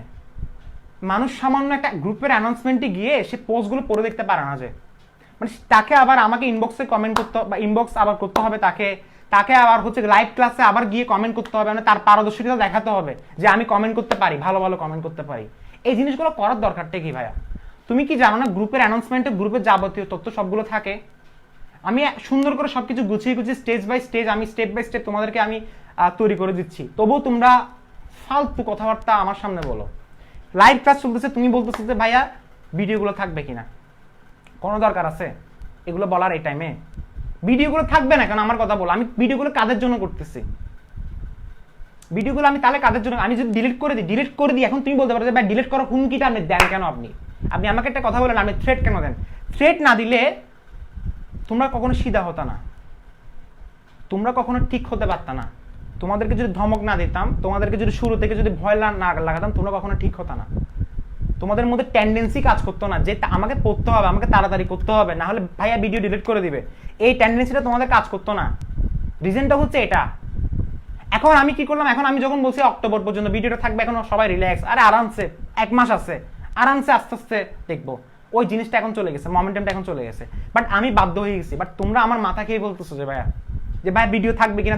তোমাদের পড়ার টেনশন সেটা নাই, তোমার টেনশন হচ্ছে থাকবে কিনা থাকবে না। আমার কথা হচ্ছে আমি একটা কথা বললাম না যে আমি কখনো তোমরা না পড়ে, মানে কেউ যদি, আমি বললাম তাই এখানে ইচ এন্ড এভরিওয়ান পড়ার সুযোগ পাবে গ্রুপের মধ্যে। আরে ভাই গ্রুপটা খুলছি কি জন্য? এতগুলো স্টুডেন্ট যে গ্রুপে অ্যাড হচ্ছে কাদের জন্য ভাইয়া? আমি যদি ভিডিওগুলো ডিলিট করে দিই তাহলে কাদের জন্য আমি এতগুলো কষ্টগুলো করতেছি? দরকার আছে 12টা, এখন 12:40 হচ্ছে, এত রাতে, যেখানে হচ্ছে আমি এখন আরামসে একটা টাইম পাস করার কথা ছিল, কোনো কিছু একটা নেই, সেখানে আমি তোমাদের ক্লাস নিচ্ছি। কি জন্য করতেছি এগুলা? কি জন্য এসে আমি বুঝতাম না। এখানে শুধু দরকার আছে ফালতু আজায়রা কমেন্ট করার। এত সুন্দর একটা পড়া পড়াচ্ছি গ্রিনার বিকারক। আরে ভাই তুমি একটা অনলাইন চ্যানেল দেখাও তো, যেখানে তোমাকে 1 ঘন্টার একটা লেকচার দিচ্ছে গ্রিনার বিকারকের উপরে। একটা অনলাইন চ্যানেল দেখাও, সেই দিন আমি পড়া ছেড়ে দিব। অ্যানিমেশন ভিডিও দেখাবা তুমি আমাকে? এখন অনেক কি বলবো, ইস্তিয়াক স্যার অন্য স্যারদেরকে নেগলেক্ট করে। আরে ভাই নেগলেক্ট কে করতেছে ভাইয়া? নেগলেক্ট করতেছি না, আমি তোমাকে বলতেছি তুমি একটা দেখাও চ্যানেল। তুমি আমাকে একটা প্ল্যাটফর্ম দেখাও যেখানে এভাবে পড়াচ্ছে, ওপেনলি পড়াচ্ছে, একদম A to Z, এবং সিরিয়াল মেনটেন করে, এবং এত আদর করে কে পড়াবে আমাকে, তুমি আমাকে বলো। বাট দিন শেষে কি বলতেছো ভাইয়া ভিডিও থাকবে কিনা, এই থাকবে কিনা, মজা করতেছো, এই করতেছো, সেই করতেছো। এগুলো করার দরকার আছে? লাস্ট কয়েকটা ক্লাস একটু ভালোভাবে করে শেষ করো। আমি তোমাকে বললাম তো অক্টোবর ফুল মাস থাকবে ভিডিও, অক্টোবর ফুল মাস থাকবে ভিডিও, অক্টোবরের 1 থেকে 30 তারিখ পর্যন্ত ইচ্ছা মতো ভিডিওগুলো দেখো। বাট একটা রিকোয়েস্ট, ভিডিওগুলোকে কখনো ইউটিউবে আপলোড দিবে না। ইউটিউব নিয়ে তোমরা যারা মাথা ফাটাই বলতেছো আমার ইউটিউব নিয়ে ভাই আমি কাজ করব, বাট আমাকে টাইম দিতে হবে, আমাকে টাইম দিতে হবে ভাইয়া। আমি একদিনে তো আমার এখানে ফেমাস হওয়ার দরকার নেই, আমি চাচ্ছি সবাইকে এটা হেল্প করা। আমি বললাম না, তুমি বলতে পারো যে ভাই জৈব রসায়ন কেন আপনি পাবলিকলি পড়াচ্ছেন, বাকি চ্যাপ্টারগুলো কি অবস্থা? আমি বললাম তো বাকি চ্যাপ্টারগুলো থেকে জৈব রসায়ন জিনিসটা গোছানো না যায় ভাইয়া, কোথাও কিন্তু গোছানো না, সেজন্য এটা চাচ্ছি মানুষের সামনে এক্সপোজ করার জন্য, কথা বলছো। বাট তোমরা আসো ইউটিউবে করে এই করি, বাট কয়েকজন আছে কমার্শিয়ালি সেগুলো ইউজ করে। ওই দিন দেখলাম যে একজন আমার পারমিশন ছাড়া ভিডিওগুলো ইউটিউবে দিয়ে দিছে, সেই ইউটিউবে পারমিশন ছাড়া ইউটিউবে দিয়ে দিচ্ছে, এবং সে মজা করতেছে এগুলো নিয়ে, হয়তো সে সেলও করবে, একটা ভিডিও হয়তো 500 টাকা দিয়ে সেল করতে পারে একজনের কাছে, এভাবে কমার্শিয়ালিটি থাকতে পারে ভাইয়া। এই জন্য মানুষরা কি করে, টিচাররা কি করে, ভিডিও ডিলিট করে দেবে। তুমি কোনো টিচারকে দেখবা যে ভিডিও এভাবে রেখে দেওয়া, বাট ইউটিউবে করলে আলাদা কথা ছিল। ইউটিউবে আমি যদি রেখে দিতাম তাহলে আমি কপিরাইট ক্লেম করতে পারতাম, বাট এখন ফেসবুকে মানুষ আমার অসহায়ত্বের সুযোগটা নিবে। বললাম না, ভালোর কোনো কিছু দাম নাই দুনিয়াতে, ভালো করতে গেলে সমস্যা, বাঙালিকে ভালো করতে নাই, সেজন্য কথাটা বলে। তবে আমি বললাম আমি গিভ আপ করবো না যে ভাইয়া, আমি গিভ আপ কখনোই করবো না, ভালো থেকে ভালো ছিনিয়ে আনতে হবে, কথা হচ্ছে এটা। ওকে, অনেক আজারে কথা বলছি, অনেক আজারে কথা বললাম। এখন আমাকে বলো, গ্রিননাট বিকারক থেকে তোমার সবকিছু ক্লিয়ার হয়েছে? স্যার গ্রিননাট বিকারক থেকে 3 ডিগ্রি অ্যালকোহল, গ্রিননাট বিকারক থেকে 3 ডিগ্রি অ্যালকোহল পাবো কিনা বলো? গ্রিননাট বিকারক থেকে 3 ডিগ্রি অ্যালকোহল পাবো স্যার, বের করতে পারবো? আচ্ছা, এরপরে দেখি গ্রিননাট বিকারক থেকে কিভাবে কার্বন ডাইঅক্সাইড, মানে সরি কিভাবে অ্যাসিড তৈরি করে, CH3MgBr। গ্রিননাট বিকারক থেকে কিভাবে অ্যাসিড তৈরি করে, কি বললাম, কিভাবে অ্যাসিড তৈরি করতে পারে। দেখো কার্বক্সিলিক অ্যাসিড। আচ্ছা আমি একটা কথা বলো, কার্বক্সিলিক অ্যাসিডে CH3CH দেখতে পাচ্ছি আমি। কার্বক্সিলিক অ্যাসিড মানে জৈব অ্যাসিড, মানে ইথানোয়িক অ্যাসিড। আচ্ছা, যে কোনো একটা অ্যাসিড হতে পারে, যে কোনো একটা জৈব অ্যাসিড হতে পারে, তার মানে এই না যে সবসময় ইথানোয়িক অ্যাসিড হবে। তুমি যদি বলতে পারো ভাই প্রোপানোয়িক অ্যাসিড তৈরি করে দেখান না ভাইয়া, প্লিজ দেখান না। আরে ভাই প্লিজ বলতে হবে না, করে দিব। দেখো এখন CH3CH হচ্ছে ইথানোয়িক অ্যাসিড, এখানে অক্সিজেন কয়টা, 2টা। এখানে কোনো অক্সিজেন আছে নাই। আমি তোমাকে একটা কথা বললাম যে গ্রিননাট বিকারক সবসময় লিখবা না কার্বনিল মূলকের সাথে বিক্রিয়া করে, আর সবসময় কার্বনিল মূলকের সাথে বিক্রিয়া করবে বলে কথা নাই। সে বিক্রিয়া করবে, সেই বিক্রিয়া করবে কার সাথে আমাকে বলো, আমাকে একটা কথা বলো, সবাই একটু কমেন্টে জানাও। আচ্ছা আমি একটু আগে থেকে দিলাম, সাপোজ এটা লিখবে না, সবাই একটু কমেন্টে জানাও তো ভাইয়া, এখানে অক্সিজেন আছে 2টা, এখানে কি বসাতে হবে বলো? এখানে অক্সিজেন আছে 2টা, এখানে কি বসাতে হবে? এখানে কি বসাতে হবে?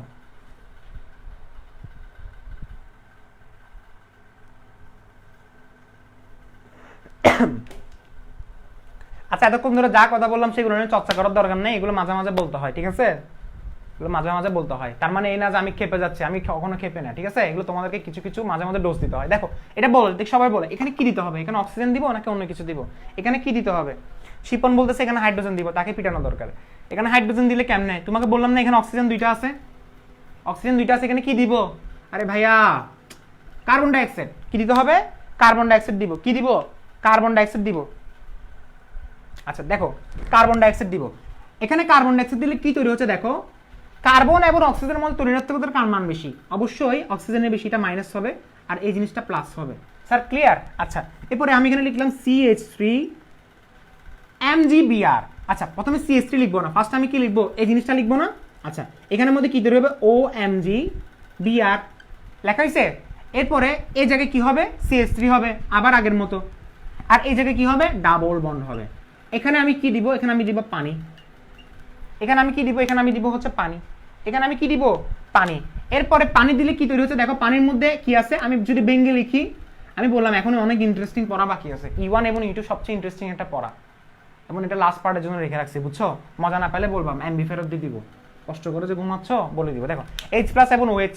আমার একটা কথা বলো, এটা হচ্ছে কি প্লাস না, ম্যাগনেসিয়াম ব্রোমাইড, এটা কার কাছে যাবে, এটার কাছে। আর এই জিনিসটা কার কাছে যাবে, অক্সিজেনটা, এই Hটা কার কাছে যাবে, এর কাছে। কেন, অক্সিজেন হচ্ছে মাইনাস, তাহলে কি তৈরি হচ্ছে দেখো তো। আমি বললাম এগুলো আসলে পড়ার কিছুই নাই, তোমরা শুধু শুধু ভয় পেয়ে যাও। দেখো অক্সিজেন দিয়ে দিছি, এখানে CH3 দিয়ে দিছি। এখন তুমি বলতে পারো স্যার কই আসছে, বাকিটা কি লিখো, বাকিটা কি লিখো, কারা কারা বুঝো না একবার কমেন্ট করো, যা আমি কিচ্ছু বুঝি নাই, আই সোয়ার আমি আবার বলবো MgOH_Br শেষ। অথবা তুমি ডাইরেক্ট MgOH_Br লিখতে পারো, কারণ ম্যাগনেসিয়ামের হাত দুটো সেটা দেখাচ্ছি। তুমি বলতে পারো স্যার এটা তৈরি হয়েছে, জি ভাই তৈরি হয়েছে, দেখো তো এটাকে এভাবে লেখা যায়, এই জিনিসটাকে এভাবে লেখা যায় না, CH3 C C এটা ও এইচ, সেম কথা না, যাহা এটা তাহা এটা না, CH3 C ডাবল এইচ। কারা কারা বুঝো নাই?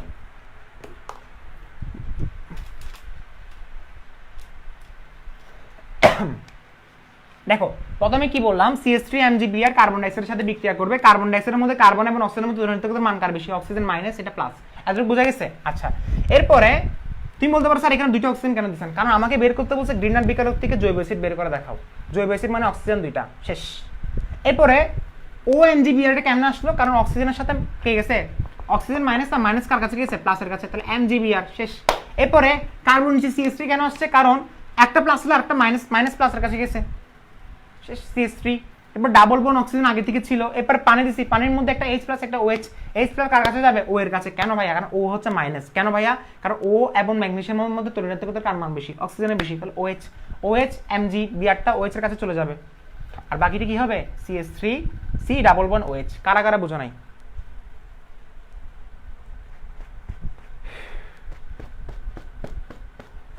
ঠিক আছে, আমি বলে দিছি ভাইয়া, বলে দিছি, ঠিক আছে।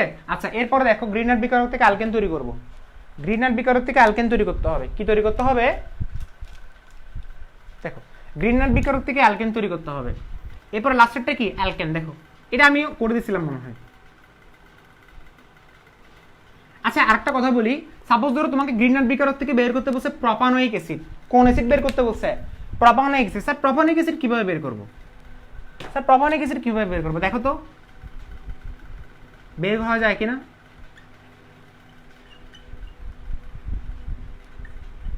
স্যার বের করা যাবে না?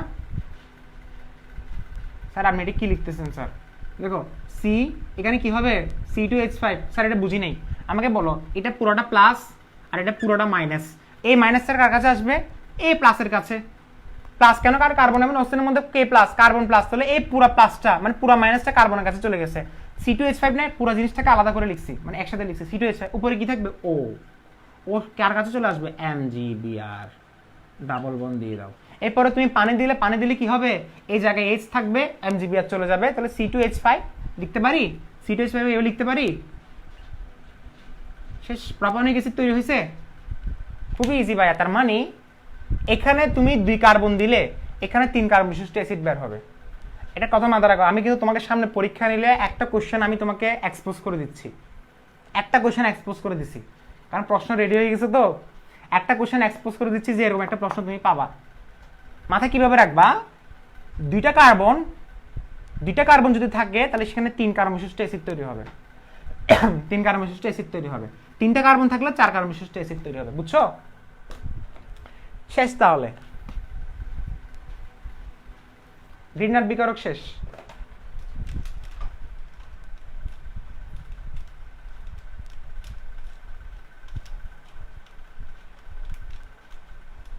আচ্ছা, সো দেখো এখন আমরা যে জিনিসটা পড়বো সেটা হচ্ছে অ্যালকাইল হ্যালাইডের পড়াটা।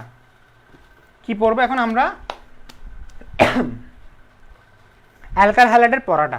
স্যার কোনটা কোনটা কথা বলতেছেন? মানে হচ্ছে বিটা অপসারণ বিক্রিয়া এখন আমরা পড়বো। একটু দেখো, ভালোভাবে দেখো, একটু সময় লাগবে এটা শেষ করতে, বাট খুব এনজয় ভাবে পড়াবো। SN1 SN2 শেষ, এবং আমাদের হচ্ছে গ্রিনার বিকারক থেকে অ্যালকোহল প্রস্তুতি তাও শেষ। বাকিটা কি? বাকিটা হচ্ছে বিটা অপসারণ বিক্রিয়া, অর্থাৎ অপসারণ বিক্রিয়াটা। স্যার অপসারণ বিক্রিয়া কাকে বলে? স্যার অপসারণ বিক্রিয়া কাকে বলে? রিমেম্বার, অপসারণ বিক্রিয়া মানে হচ্ছে কি? যে বিক্রিয়ায়, কি বললাম? যে বিক্রিয়ায় অ্যালকাইল হ্যালাইডের, কি বললাম ভালোভাবে শুনো, যে বিক্রিয়ায় অ্যালকাইল হ্যালাইডের, যে বিক্রিয়ায়, এটা একটা অ্যালকাইল হ্যালাইড, যে বিক্রিয়ায় অ্যালকাইল হ্যালাইডের আলফা কার্বন থেকে, যে বিক্রিয়ায় অ্যালকাইল হ্যালাইডের আলফা কার্বন থেকে হ্যালোজেন বিটা কার্বন থেকে হাইড্রোজেন, যে বিক্রিয়ায় অ্যালকাইল হ্যালাইডের আলফা কার্বন থেকে হ্যালোজেন বিটা কার্বন থেকে হাইড্রোজেন অপসারিত হয়ে অ্যালকিন গঠন করে, সেই বিক্রিয়াকে বলা হচ্ছে অপসারণ বিক্রিয়া। সেই বিক্রিয়াকে বলা হচ্ছে অপসারণ বিক্রিয়া। তার মানে একটা হাইড্রোজেন একটা ক্লোরিন, এটা পড়াইছিলাম ভাইয়া, মনে আছে? এটা কত নাম্বার লেকচারে পড়াইছিলাম?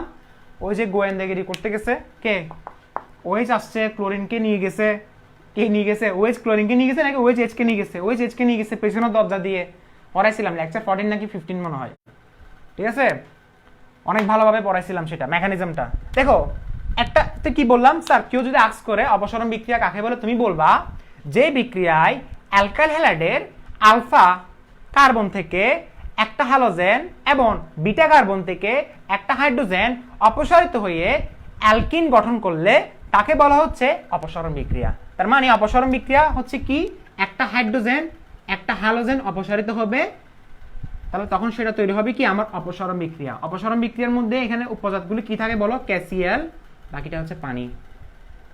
এখন তুমি বিক্রিয়াগুলো দেখে হাসবা, স্যার এতটা ইজি, অথচ তোমাদের বইয়ের মধ্যে অনেক জটিল জটিল ভাবে লেখা আছে। বিষয়টা কিন্তু খুবই simple. Give me only 20 minutes, in next 20 minutes done and dusted, পুরোটা ক্লিয়ার করে দিব E1 এবং E2, পুরোটা ক্লিয়ার করে দিব E1 এবং E2, ঠিক আছে?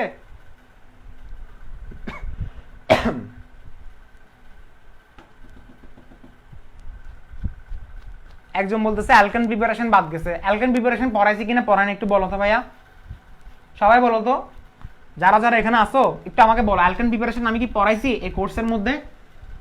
নিজে নিজে পারবা না এটা? পড়াইছি কিনা পড়ানো সেটা বলো। অ্যালকেন প্রিপারেশন গ্রিনল্যান্ড বিকারক থেকে পড়াইছি কিনা একটু বলো আমাকে।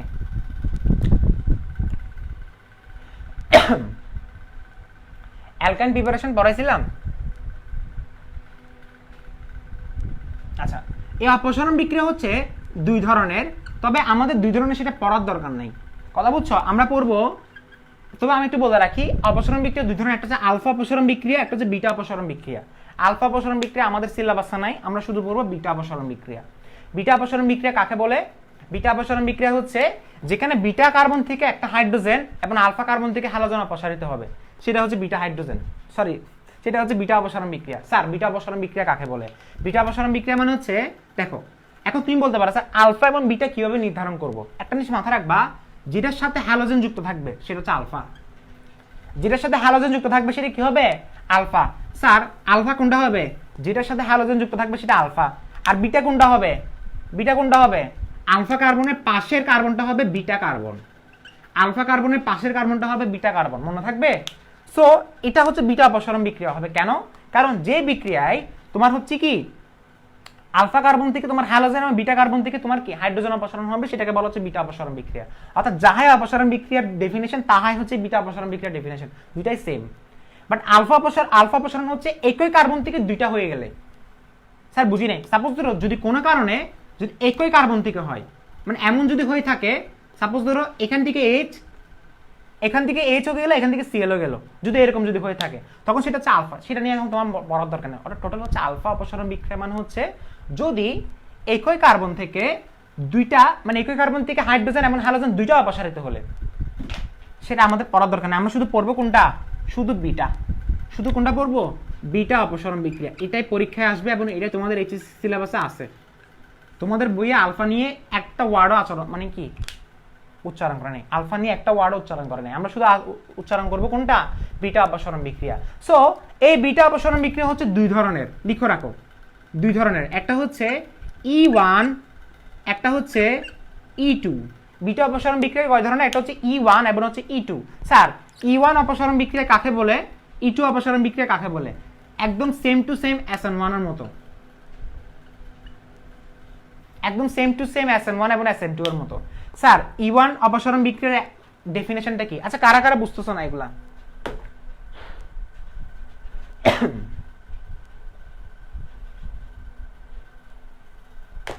দেখো কি বললাম, কি বললাম আমি তোমাকে ভাইয়া? আমি তোমাকে বললাম যে E1 অপসারণ বিক্রিয়া কাকে বলে?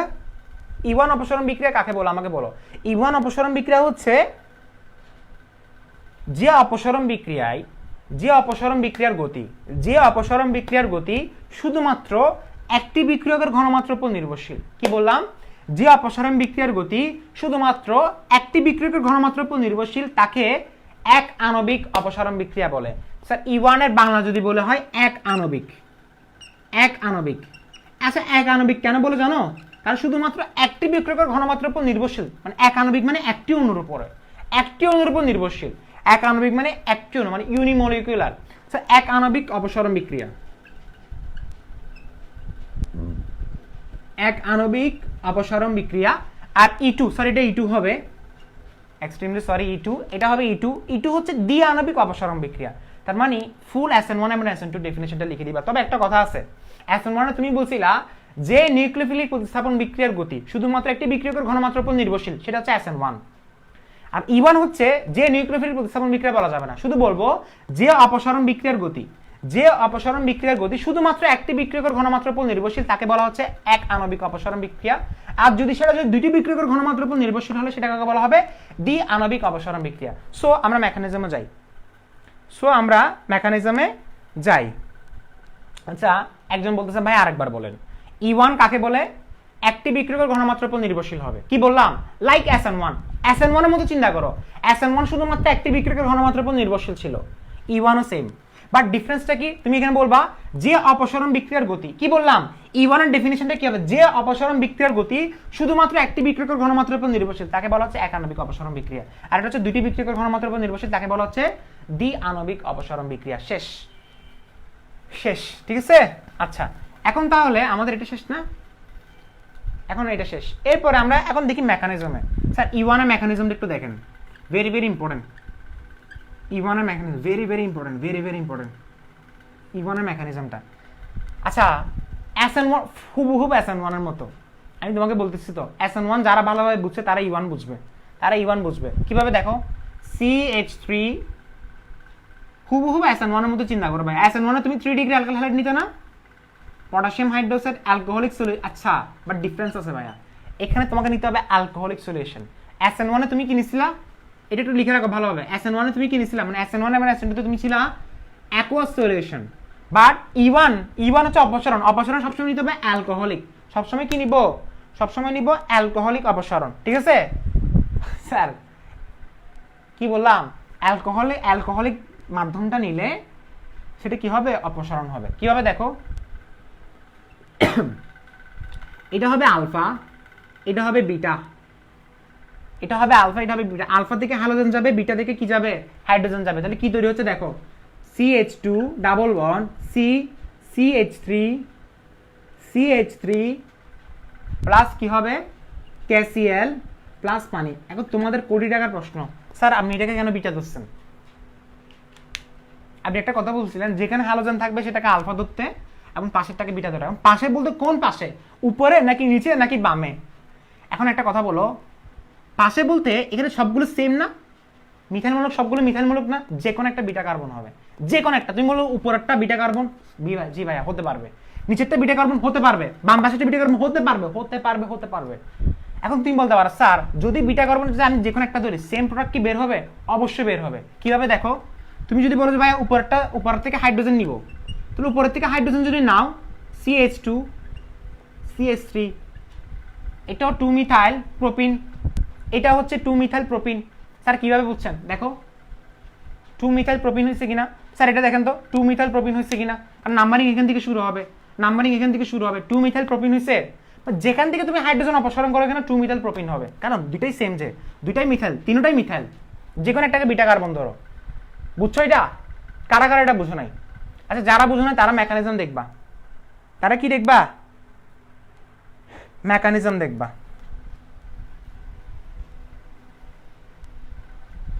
স্যার এটা একটু মেকানিজম দেখেন। দেখো স্টেপ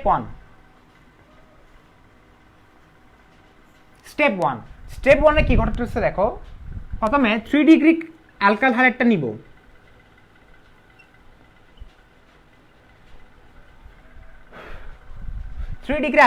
নিচ্ছি। এই 3 ডিগ্রি অ্যালকাইল হ্যালাইডটা প্রথমে কি হবে? ধীরে ধীরে বিয়োজিত হবে। কি বললাম? ধীরে ধীরে বিয়োজিত হবে। আচ্ছা, যেহেতু যেটা ধীরে ধীরে বিয়োজিত হচ্ছে, তাহলে এটা হচ্ছে আমার RDS SN1 এর মতো।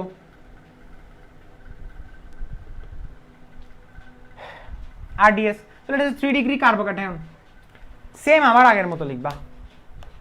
প্রথম ধাপে 3 ডিগ্রি অ্যালকাইল হ্যালাইড অর্থাৎ টারশিয়ারি বিউটাইল ক্লোরাইড ধীরে ধীরে বিয়োজিত হয়ে 3 ডিগ্রি কার্বোক্যাটায়ন এবং ক্লোরাইড আয়ন উৎপন্ন করে। যেহেতু এই ধাপটি ধীরে ধীরে সম্পন্ন হচ্ছে, সেহেতু এই ধাপটি হচ্ছে আমার গতি নির্ধারক ধাপ। আর গতি নির্ধারক ধাপে আমার OH এর সংশ্লিষ্টতা নাই, সেজন্য এটা হচ্ছে এক আণবিক অপসারণ বিক্রিয়া। SN1 এর মধ্যে লিখতে পারবা? নিজে ভাই একটা লিখো তো ভাইয়া, বর্ণনামূলক সবগুলো বলে দিতে হবে। ফার্স্টে কি লিখবা 3 ডিগ্রি অ্যালকাইল হাইড ধীরে ধীরে বিচ্যুত হয়ে 3 ডিগ্রি কার্বন এবং ক্লোরাইড উৎপন্ন করে।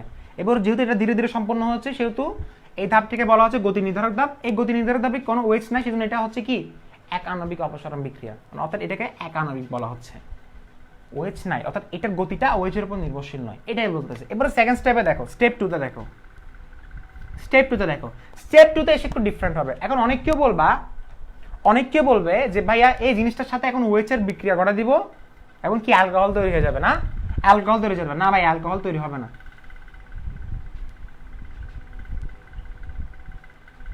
3 ডিগ্রি কার্বোহাইড্রেট না, 3 ডিগ্রি কার্বনের সাথে কি আসবে OH নিউক্লিওফাইল আসবে।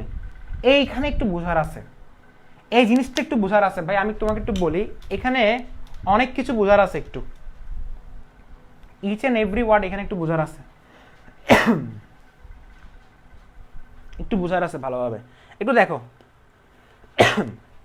প্রথম ধাপে লেখা হয়েছে না, দ্বিতীয় ধাপে কি করবে, এই দ্বিতীয় ধাপে এই নিউক্লিওফাইলটা কি বললাম, দ্বিতীয় ধাপে এই নিউক্লিওফাইলটা দ্রুত কার্বোক্যাটায়নের সাথে যুক্ত হয়ে কার্বোক্যাটায়নের বিটা কার্বন থেকে, স্যার বিটা কার্বন কোনটা, এটা কার্বোক্যাটায়নের বিটা কার্বন, এটা হচ্ছে আলফা কার্বন, এটা হচ্ছে কি আলফা কার্বন। কি বললাম, দ্বিতীয় ধাপে এই নিউক্লিওফাইলটা দ্রুত কার্বোক্যাটায়নের সাথে যুক্ত হয়ে কার্বোক্যাটায়নের বিটা কার্বন কোনটা, এটা না, এই কার্বোক্যাটায়নের বিটা কার্বন থেকে একটা হাইড্রোজেন অপসারণ করে প্রোটন গ্রহণ করে, আচ্ছা আমাকে একটা কথা বলো, তোমার একটা প্রশ্ন যে ভাইয়া আপনি আগে অ্যাকোয়াস দিছিলেন, ওএসটা এখানে যুক্ত হয়ে যেত, বাট আপনি এখন অ্যালকোহলিক দিলে, মানে অ্যালকোহলিক দিলে এমন কি হচ্ছে যেটা যুক্ত না হয়, অর্থাৎ যেটা প্রতিস্থাপন না করে সেটা অপসারণ করতেছে। রিজনটা কি ভাইয়া, রিজনটা হচ্ছে এটা হচ্ছে স্ট্রং বেস, এটা হচ্ছে তীব্র ক্ষার সবসময় H গ্রহণ করবে, মৃদু ক্ষার, এর আগেরটা ছিল অ্যাকোয়াস সলিউশন মৃদু ক্ষার, মানে এটা মৃদু ক্ষার বলতে এটা নর্মাল, এটা আসলে ক্ষারই না, এটা আসলে জলীয় মাধ্যম। পটাশিয়াম হাইড্রোক্সাইড অ্যাকোয়াস সলিউশন মানে হচ্ছে জলীয় মাধ্যম, একটা হচ্ছে জলীয় মাধ্যম, একটা হচ্ছে অ্যালকোহলিক মাধ্যম। অ্যালকোহলিক মাধ্যম হচ্ছে ক্ষার, স্ট্রং বেস। এই ক্ষারটা প্রোটন গ্রহণ করতে যাবে, সে কিন্তু কি করবে না, সে প্রতিস্থাপন করাবে না, সে প্রতিস্থাপন করাতে রাজি না, সে করবে প্রোটন গ্রহণ করবে। সে কি করবে, প্রোটন গ্রহণ করবে। সে প্রোটন গ্রহণ করতে গিয়ে এই বিটা কার্বন থেকে, কারণ আলফা কার্বন থেকে সে করবে না, সে করবে বিটা কার্বন থেকে করবে। এখন বিটা কার্বন থেকে একটা হাইড্রোজেন অপসারণ করে সে প্রোটন গ্রহণ করবে, এবং সেটা কি তৈরি হচ্ছে, পানি না, পানিটা আগে বসা দাও, বসা দিছো। আচ্ছা এখন এখান থেকে যখন একটা হাইড্রোজেন চলে যাচ্ছে, আমাকে একটা কথা বলো, আচ্ছা তোমাকে আমি আর একটু ভেঙে লিখি, তুমি চাইলে এটা আরো ভেঙে লিখতে পারো, আসলে ভুল হয়েছে আমার, আমি আর একটু ভেঙে লেখা হচ্ছিল। দেখো CH2 না এটা, এখন দেখো এই যখন এই হাইড্রোজেনটা সে যখন অপসারণ করবে, হাইড্রোজেনটাকে সে নিয়ে ফেলতেছে, কেন, কারণ সে হচ্ছে প্রোটন গ্রহণ করবে। তো প্রোটন গ্রহণ করে সে পানি নিল, এতটুকু ক্লিয়ার। বাট হাইড্রোজেন কি সবসময় কি ইলেকট্রন দিয়ে চলে আসে নাকি নিয়ে চলে আসে? হাইড্রোজেন হচ্ছে দানশীল ব্যক্তি, সে সবসময় ইলেকট্রন দিয়ে চলে আসে, সো এই হাইড্রোজেনটা ইলেকট্রন দিয়ে চলে আসছে, তার মানে এখানে লোন পেয়ার থেকে গেছে। স্যার এত কাটাকাটি করতেছেন কেন, বোঝানোর জন্য করতে হবে ভাইয়া। তাহলে এখানে লোন পেয়ার থেকে গেছে না, এখন এই লোন পেয়ারগুলো এই বন্ডে বিন্যস্ত হয়ে যাবে, তারা তাদের মধ্যে ডাবল বন্ড গঠন করবে।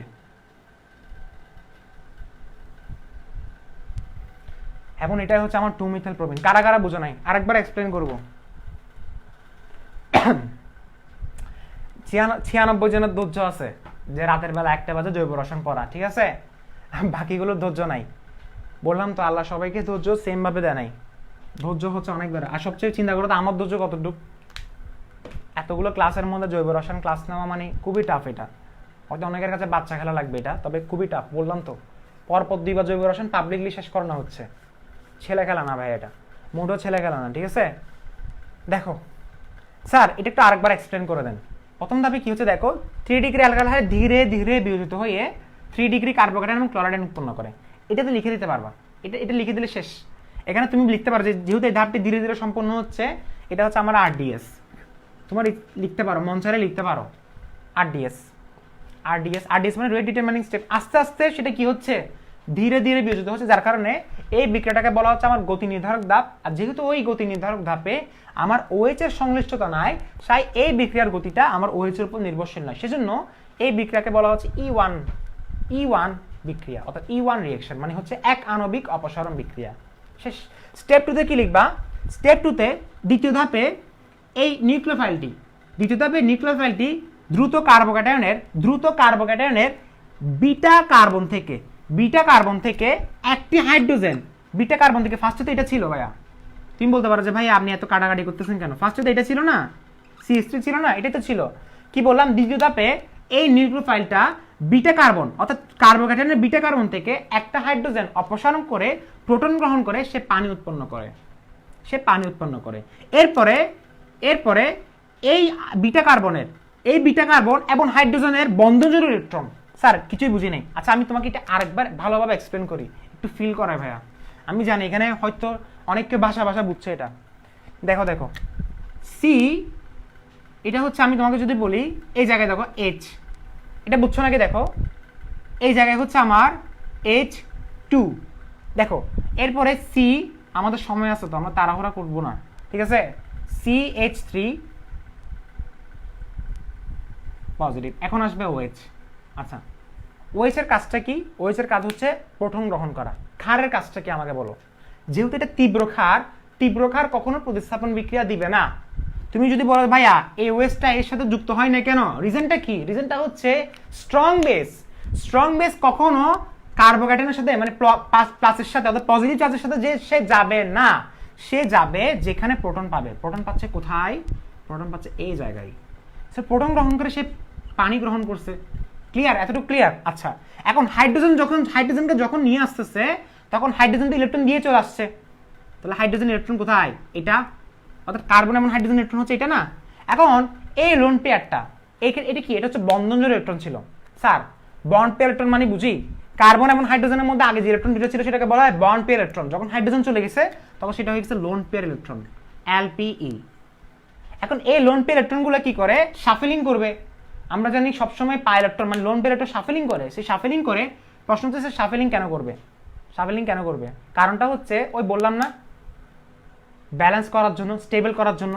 এখানে যখন সে নিয়ে যাবে তখন প্রত্যেকটা কার্বনের হাত ফিল হবে। কারণ আমাকে বলে কার্বনের হাত এখানে কি ফিল ছিল আগে? ডাবল বন্ড গঠন করার আগে ফিল হয় না। তোমার প্রশ্ন হচ্ছে স্যার শাফেলিং কেন করতেছে? কার্বনের হাতকে ফিল করার জন্য, অষ্টক পূরণ করার জন্য। অষ্টক পূরণ করতে পারো, অথবা কার্বনের ব্যালেন্সি, মেন হচ্ছে ব্যালেন্সি ভাইয়া। অষ্টক আস্তে আস্তে পড়ে ফার্স্টে ব্যালেন্সি পূরণ করো।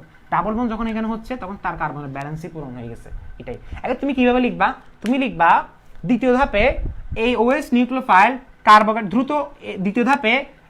নিউক্লিওফাইল দ্রুত কার্বোক্যাটায়নের বিটা কার্বন থেকে একটা হাইড্রোজেন অপসারণ করে প্রোটন গ্রহণ করে পানি উৎপন্ন করে। এবং ওই বিটা কার্বন এবং হাইড্রোজেনের বন্ধনজোড় ইলেকট্রন আলফা কার্বন এবং বিটা কার্বনের মধ্যে বিন্যস্ত হয়ে পাই বন্ড গঠন করে, এবং পাই বন্ড গঠন করে ফলে অ্যালকিন উৎপন্ন হয়। এটাই ছিল।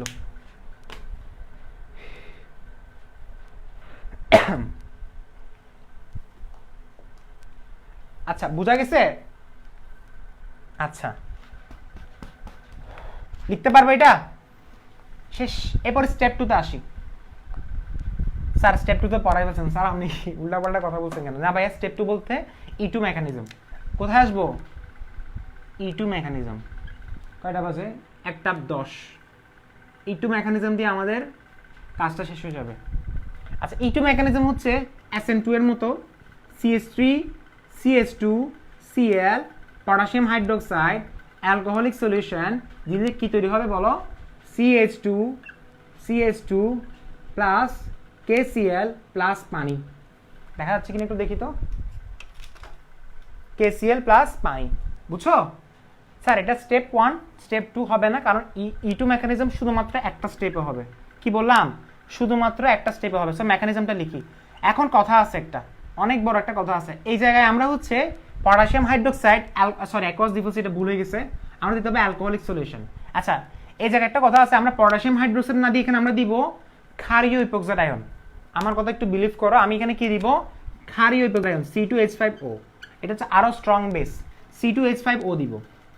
ক্ষারীয় ইপোক্সাইড আয়ন, এটা আয়ন কিন্তু অ্যালকোহল থেকে একটা হাইড্রোজেন অপসারণ করলে সেটা হয় ক্ষারীয় ইপোক্সাইড আয়ন। ইপোক্সাইড আয়ন স্যার স্পেলিংটা একটু লিখে দিবেন। স্পেলিং যদি লিখি ইপোক্সাইড আয়ন, একটু বুঝো, এটা অনেক মজার একটা পড়া। ইপোক্সাইড আয়ন।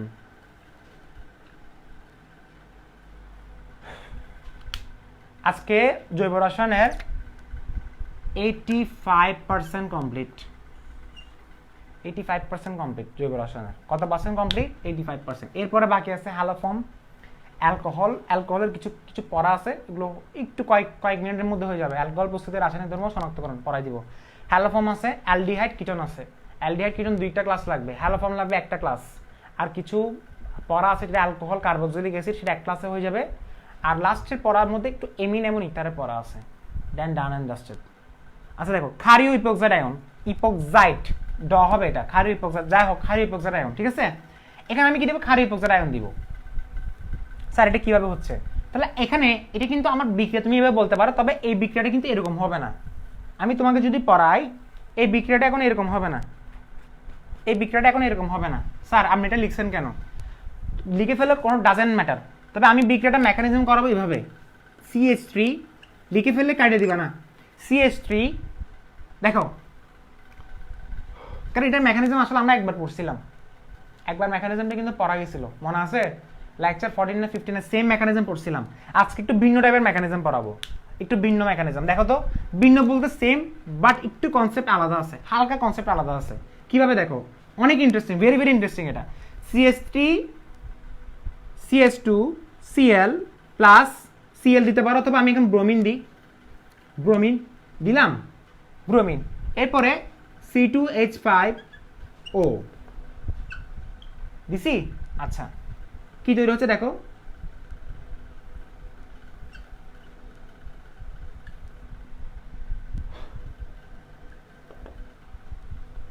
স্যার এটা কোত্থেকে আসছে? স্যার এটা কোত্থেকে আসছে? এটা এখন প্রমাণ করে দেখাতে হবে মেকানিজম দিয়ে। স্যার একটু দেখুন তো এটা কোত্থেকে আসছে। প্রথম হচ্ছে এই জিনিসটাকে এইভাবে লেখা যায়,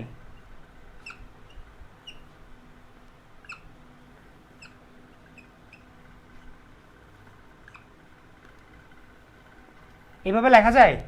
আচ্ছা স্যার সেম জিনিসটা লিখলাম, লিখছি। আচ্ছা মেকানিজমটা একটু সরে দাও তো।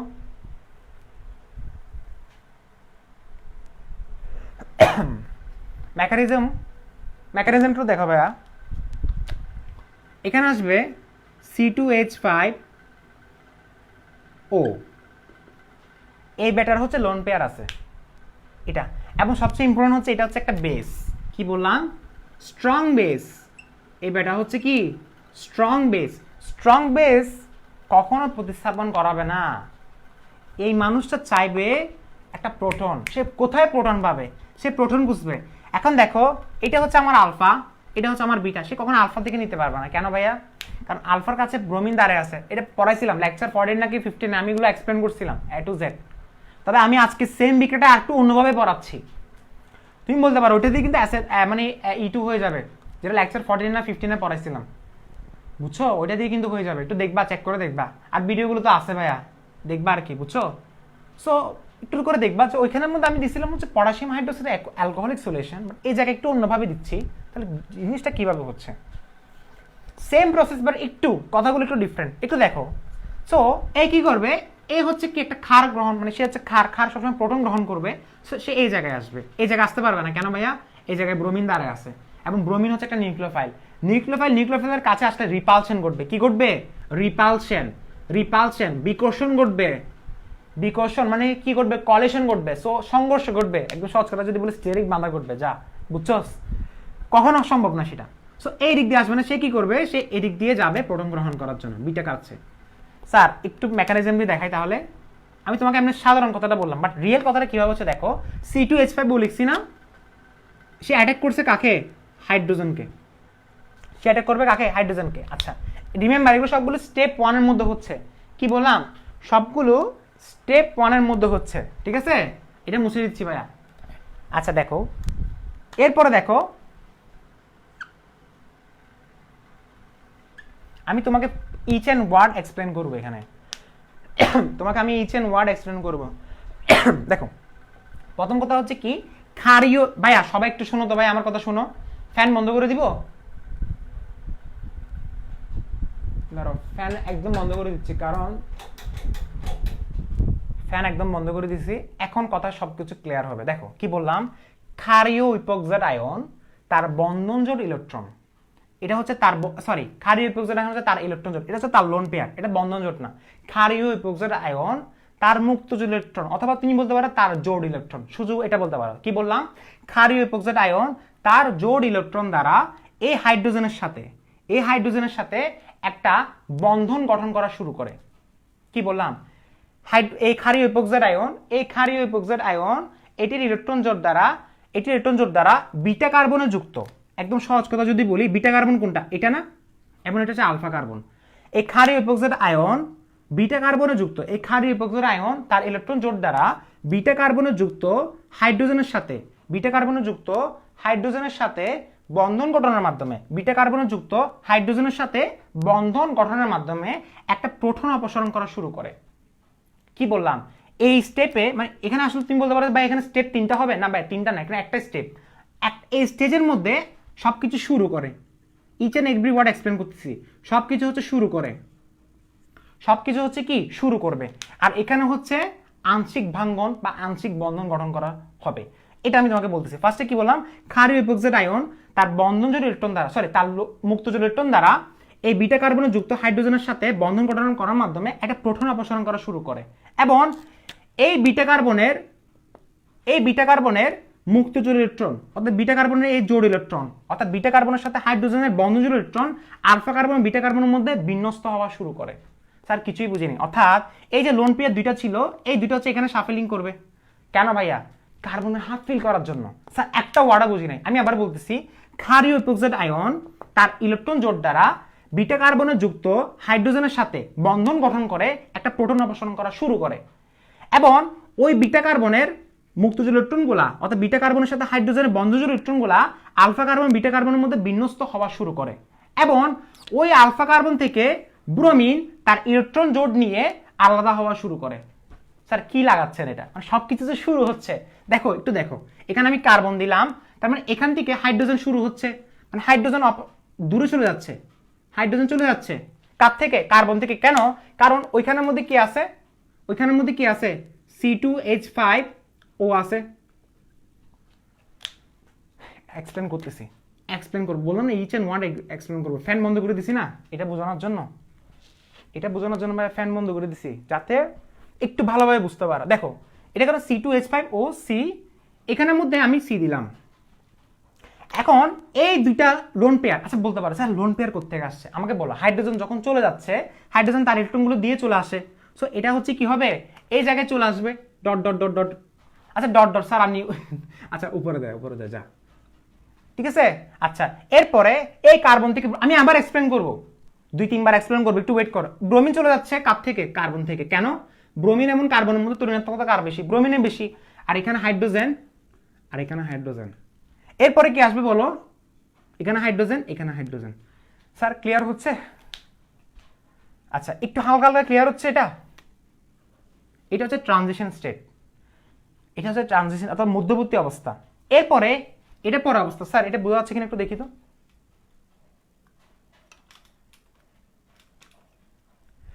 এরপরে দেখো তো,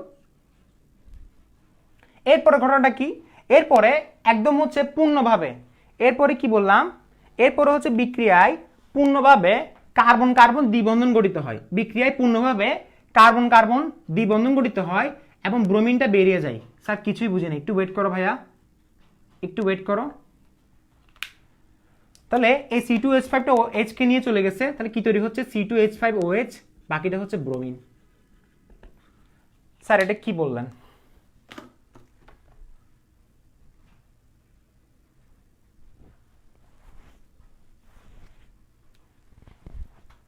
স্যার এটা কি বললেন, দেখো কি বললাম, দেখো প্রথম হচ্ছে ঘটনাটা কি দেখা যাচ্ছে কিনা ওটা দেখি তো ভাই আমি। দেখো প্রথমে কি বললাম, ক্ষারীয় ইপোক্সাইড আয়ন তার ইলেকট্রন জোড় দ্বারা বিটা কার্বনে যুক্ত হাইড্রোজেনের সাথে বন্ধন গঠন করার মাধ্যমে একটা প্রোটন অপসারণ করা শুরু করে। মানে এই ধাপে তুমি একটা কাজ করতে পারো, আমি তোমাকে একটা সাজেশন দিব, তুমি যখন নোট করবা তখন এখানে একটা বক্স করবা। কিভাবে নোট করবা দেখো, এইচএসসিটা হচ্ছে আমি এভাবে নোট করতাম, তোমাদের একদিন শো করবো আমি কিভাবে নোট করি। দেখো এখানে একটা বক্স করবে, এটার জন্য একটা বক্স, এটার জন্য একটা বক্স, এটার জন্য একটা বক্স, তিনটা বক্স করবা। তিনটা বক্সের মধ্যে বিবরণটা দিবা। প্রথম বক্সে কি বিবরণ দিবা? এটার বিবরণ দিবা। স্যার কিভাবে দিব? প্রত্যেকটা লাইন বলতেছি। দেখো প্রথমে এখানে C2H5 হচ্ছে একটা ক্ষারীয় ইপক্সাইড আয়ন। এই ক্ষারীয় ইপক্সাইড আয়ন তার ইলেকট্রন জোড় দ্বারা বিটা কার্বনে যুক্ত হাইড্রোজেনের সাথে বন্ধন গঠন করার মাধ্যমে একটা প্রোটন অপসারণ করা শুরু করে। প্রোটন অপসারণ করা শুরু করে। একই সময়ে এই বিটা কার্বনের মুক্ত জোড়ের ইলেকট্রন অথবা একই সময়ে এই বিটা কার্বনের এবং হাইড্রোজেনের বন্ধন জোড়ের ইলেকট্রনটি আলফা কার্বন এবং বিটা কার্বনের মধ্যে বিন্যস্ত হয়ে পাই বন্ধন গঠন করা শুরু করে। অর্থাৎ সবকিছু এখানে শুরু করে, এই স্টেপে হচ্ছে সবকিছু শুরু করে এবং আলফা কার্বন থেকে ব্রোমিন ইলেকট্রন সরিয়ে অর্থাৎ ইলেকট্রন নিয়ে আলাদা হওয়া শুরু করে। সবকিছু হচ্ছে এখানে শুরু করে। শেষ। এখন এখানে কি লিখবা? এখানে লিখবা এই C2H5O এর অক্সিজেন পরমাণুটি হাইড্রোজেনের সাথে আংশিক বন্ধন গঠন করে। কি বললাম? এই C2H5O এর অক্সিজেন পরমাণুটি অর্থাৎ ক্ষারীয় ইপক্সাইড আয়ন যে অক্সিজেন পরমাণুটি ছিল সেটা হাইড্রোজেনের সাথে আংশিক বন্ধন গঠন করা শুরু করে। মানে আংশিক বন্ধন শুরু করে না, আংশিক বন্ধন গঠন করে লিখবা। এখানে কি লিখবা? এই C2H5O এর অক্সিজেন পরমাণুটি হাইড্রোজেনের সাথে আংশিক বন্ধন গঠন করে এবং একই সাথে এই আলফা কার্বন এবং বিটা কার্বনের মধ্যে আংশিক পাই বন্ধন গঠিত হয় এবং একই সাথে আলফা কার্বন এবং বিটা কার্বনের মধ্যে আংশিক পাই বন্ধন গঠিত হয় এবং কার্বন এবং হ্যালোজেনের মধ্যে আংশিক ভাঙ্গন শুরু হয়। কার্বন বলতে কোনটা? আলফা কার্বন, এটা বলতে হবে, আর এটা হচ্ছে বিটা কার্বন। স্যার এটা আবার বুঝেন, আবার বলেন। কি বললাম? C2H5 এর অক্সিজেন পরমাণুটি হাইড্রোজেনের সাথে আংশিক বন্ধন গঠন করে এবং একই সময়ে আলফা কার্বন এবং বিটা কার্বনের মধ্যে পাই বন্ধন গঠন করা একই সময়ে আলফা কার্বন এবং বিটা কার্বনের মধ্যে আংশিক পাই বন্ধন গঠিত হয়। একই সময়ে সবগুলো হচ্ছে আংশিক হবে। কি বললাম? C2H5 এর অক্সিজেন পরমাণুটি হাইড্রোজেনের সাথে আংশিক বন্ধন গঠন করে এবং একই সময়ে আলফা কার্বন বিটা কার্বনের মধ্যে আংশিক পাই বন্ধন গঠিত হয় এবং কার্বন এবং ব্রোমিনের মধ্যে আংশিক বন্ধন ভাঙ্গা হয়। এরপরে কি লিখবা? বিক্রিয়ায় পুরোদমে অর্থাৎ পূর্ণভাবে কার্বন কার্বন দ্বিবন্ধন গঠিত হয় এবং C2H5 এর সাথে যুক্ত হয়ে এই অ্যালকোহল তৈরি করে এবং ব্রোমিন আলাদা হয়ে ব্রোমাইড আয়ন গঠিত হয় এবং আমার অবশেষে কি তৈরি হয়? অ্যালকিন তৈরি হয়। Here is the reaction. আচ্ছা, এটা কি একজন বলছে যে ভাই এটা হচ্ছে ট্রানজিশন স্টেট। এটা হচ্ছে কি? Transition state. এটা হচ্ছে মধ্যবর্তী অবস্থা। লিখতে পারবা? আচ্ছা আবার বলো যে ভাইয়া বর্ণনা আবার বলতে হবে কিনা। একটা কথা বললাম, এখানে হচ্ছে সবকিছু শুরু করে, এখানে হচ্ছে আংশিক বন্ধন গঠিত হয়, আংশিক পাই বন্ধন গঠিত হয়, আর এখানে আংশিক ভাঙ্গন হয়, আর এখানে হচ্ছে একদম বিক্রিয়ায় পূর্ণভাবে ডাবল বন্ড গঠিত হয়। অর্থাৎ বিক্রিয়ায় পূর্ণভাবে পাই বন্ড গঠিত হয়ে অ্যালকিন গঠন করে এবং C2H5 তৎসঙ্গে C2H5 এর সাথে যুক্ত হয়ে অ্যালকোহল এবং ব্রোমিনটা আলাদা হয়ে ব্রোমাইড আয়ন গঠিত হয়। শেষ এখানে। ঠিক আছে? সো আমাদের ক্লাস হচ্ছে এখানেই শেষ। তোমরা এখন কি করবা? এটা লেকচার নাম্বার কত ভাইয়া? এটা লেকচার নাম্বার হচ্ছে 29। লেকচার নাম্বার কত? এটা 29। ঠিক আছে? সো আমরা এরপরে হচ্ছে কি বললাম? অ্যালকোহলটা পরে শেষ করে দিব। অ্যালকোহল একটা ক্লাস, হ্যালোফর্ম একটা class. Haloform very very important, alcohol important. অ্যালকোহলের সাথে দেখি অ্যালডিহাইড কিটোন একটু ঢুকে যায় কিনা। ঠিক আছে? হ্যালোফর্ম একটা ক্লাস, এরপর অ্যালডিহাইড কিটোন দুইটা ক্লাস, কারণ ওইখানের মধ্যে আমার ওই অ্যালডল গণিক ভবন বিক্রিয়া আছে, কেনজারও আছে, এখানে দুইটা ক্লাস দিতে হবে। ভেরি ভেরি ইম্পর্টেন্ট, ওইটা অনেক মজার পড়া। এবার হ্যালোফর্ম, এরপর লাস্টে আমরা পড়বো জৈব অ্যাসিড, এমিন, ইথার হালকা পরে জৈব রসায়ন শেষ, বিদায় দিয়ে দেবো। ওকে তাহলে ঠিক আছে, আল্লাহ হাফেজ, ভালো থাকবা সবাই, দোয়া করবা আমার জন্য। ওকে।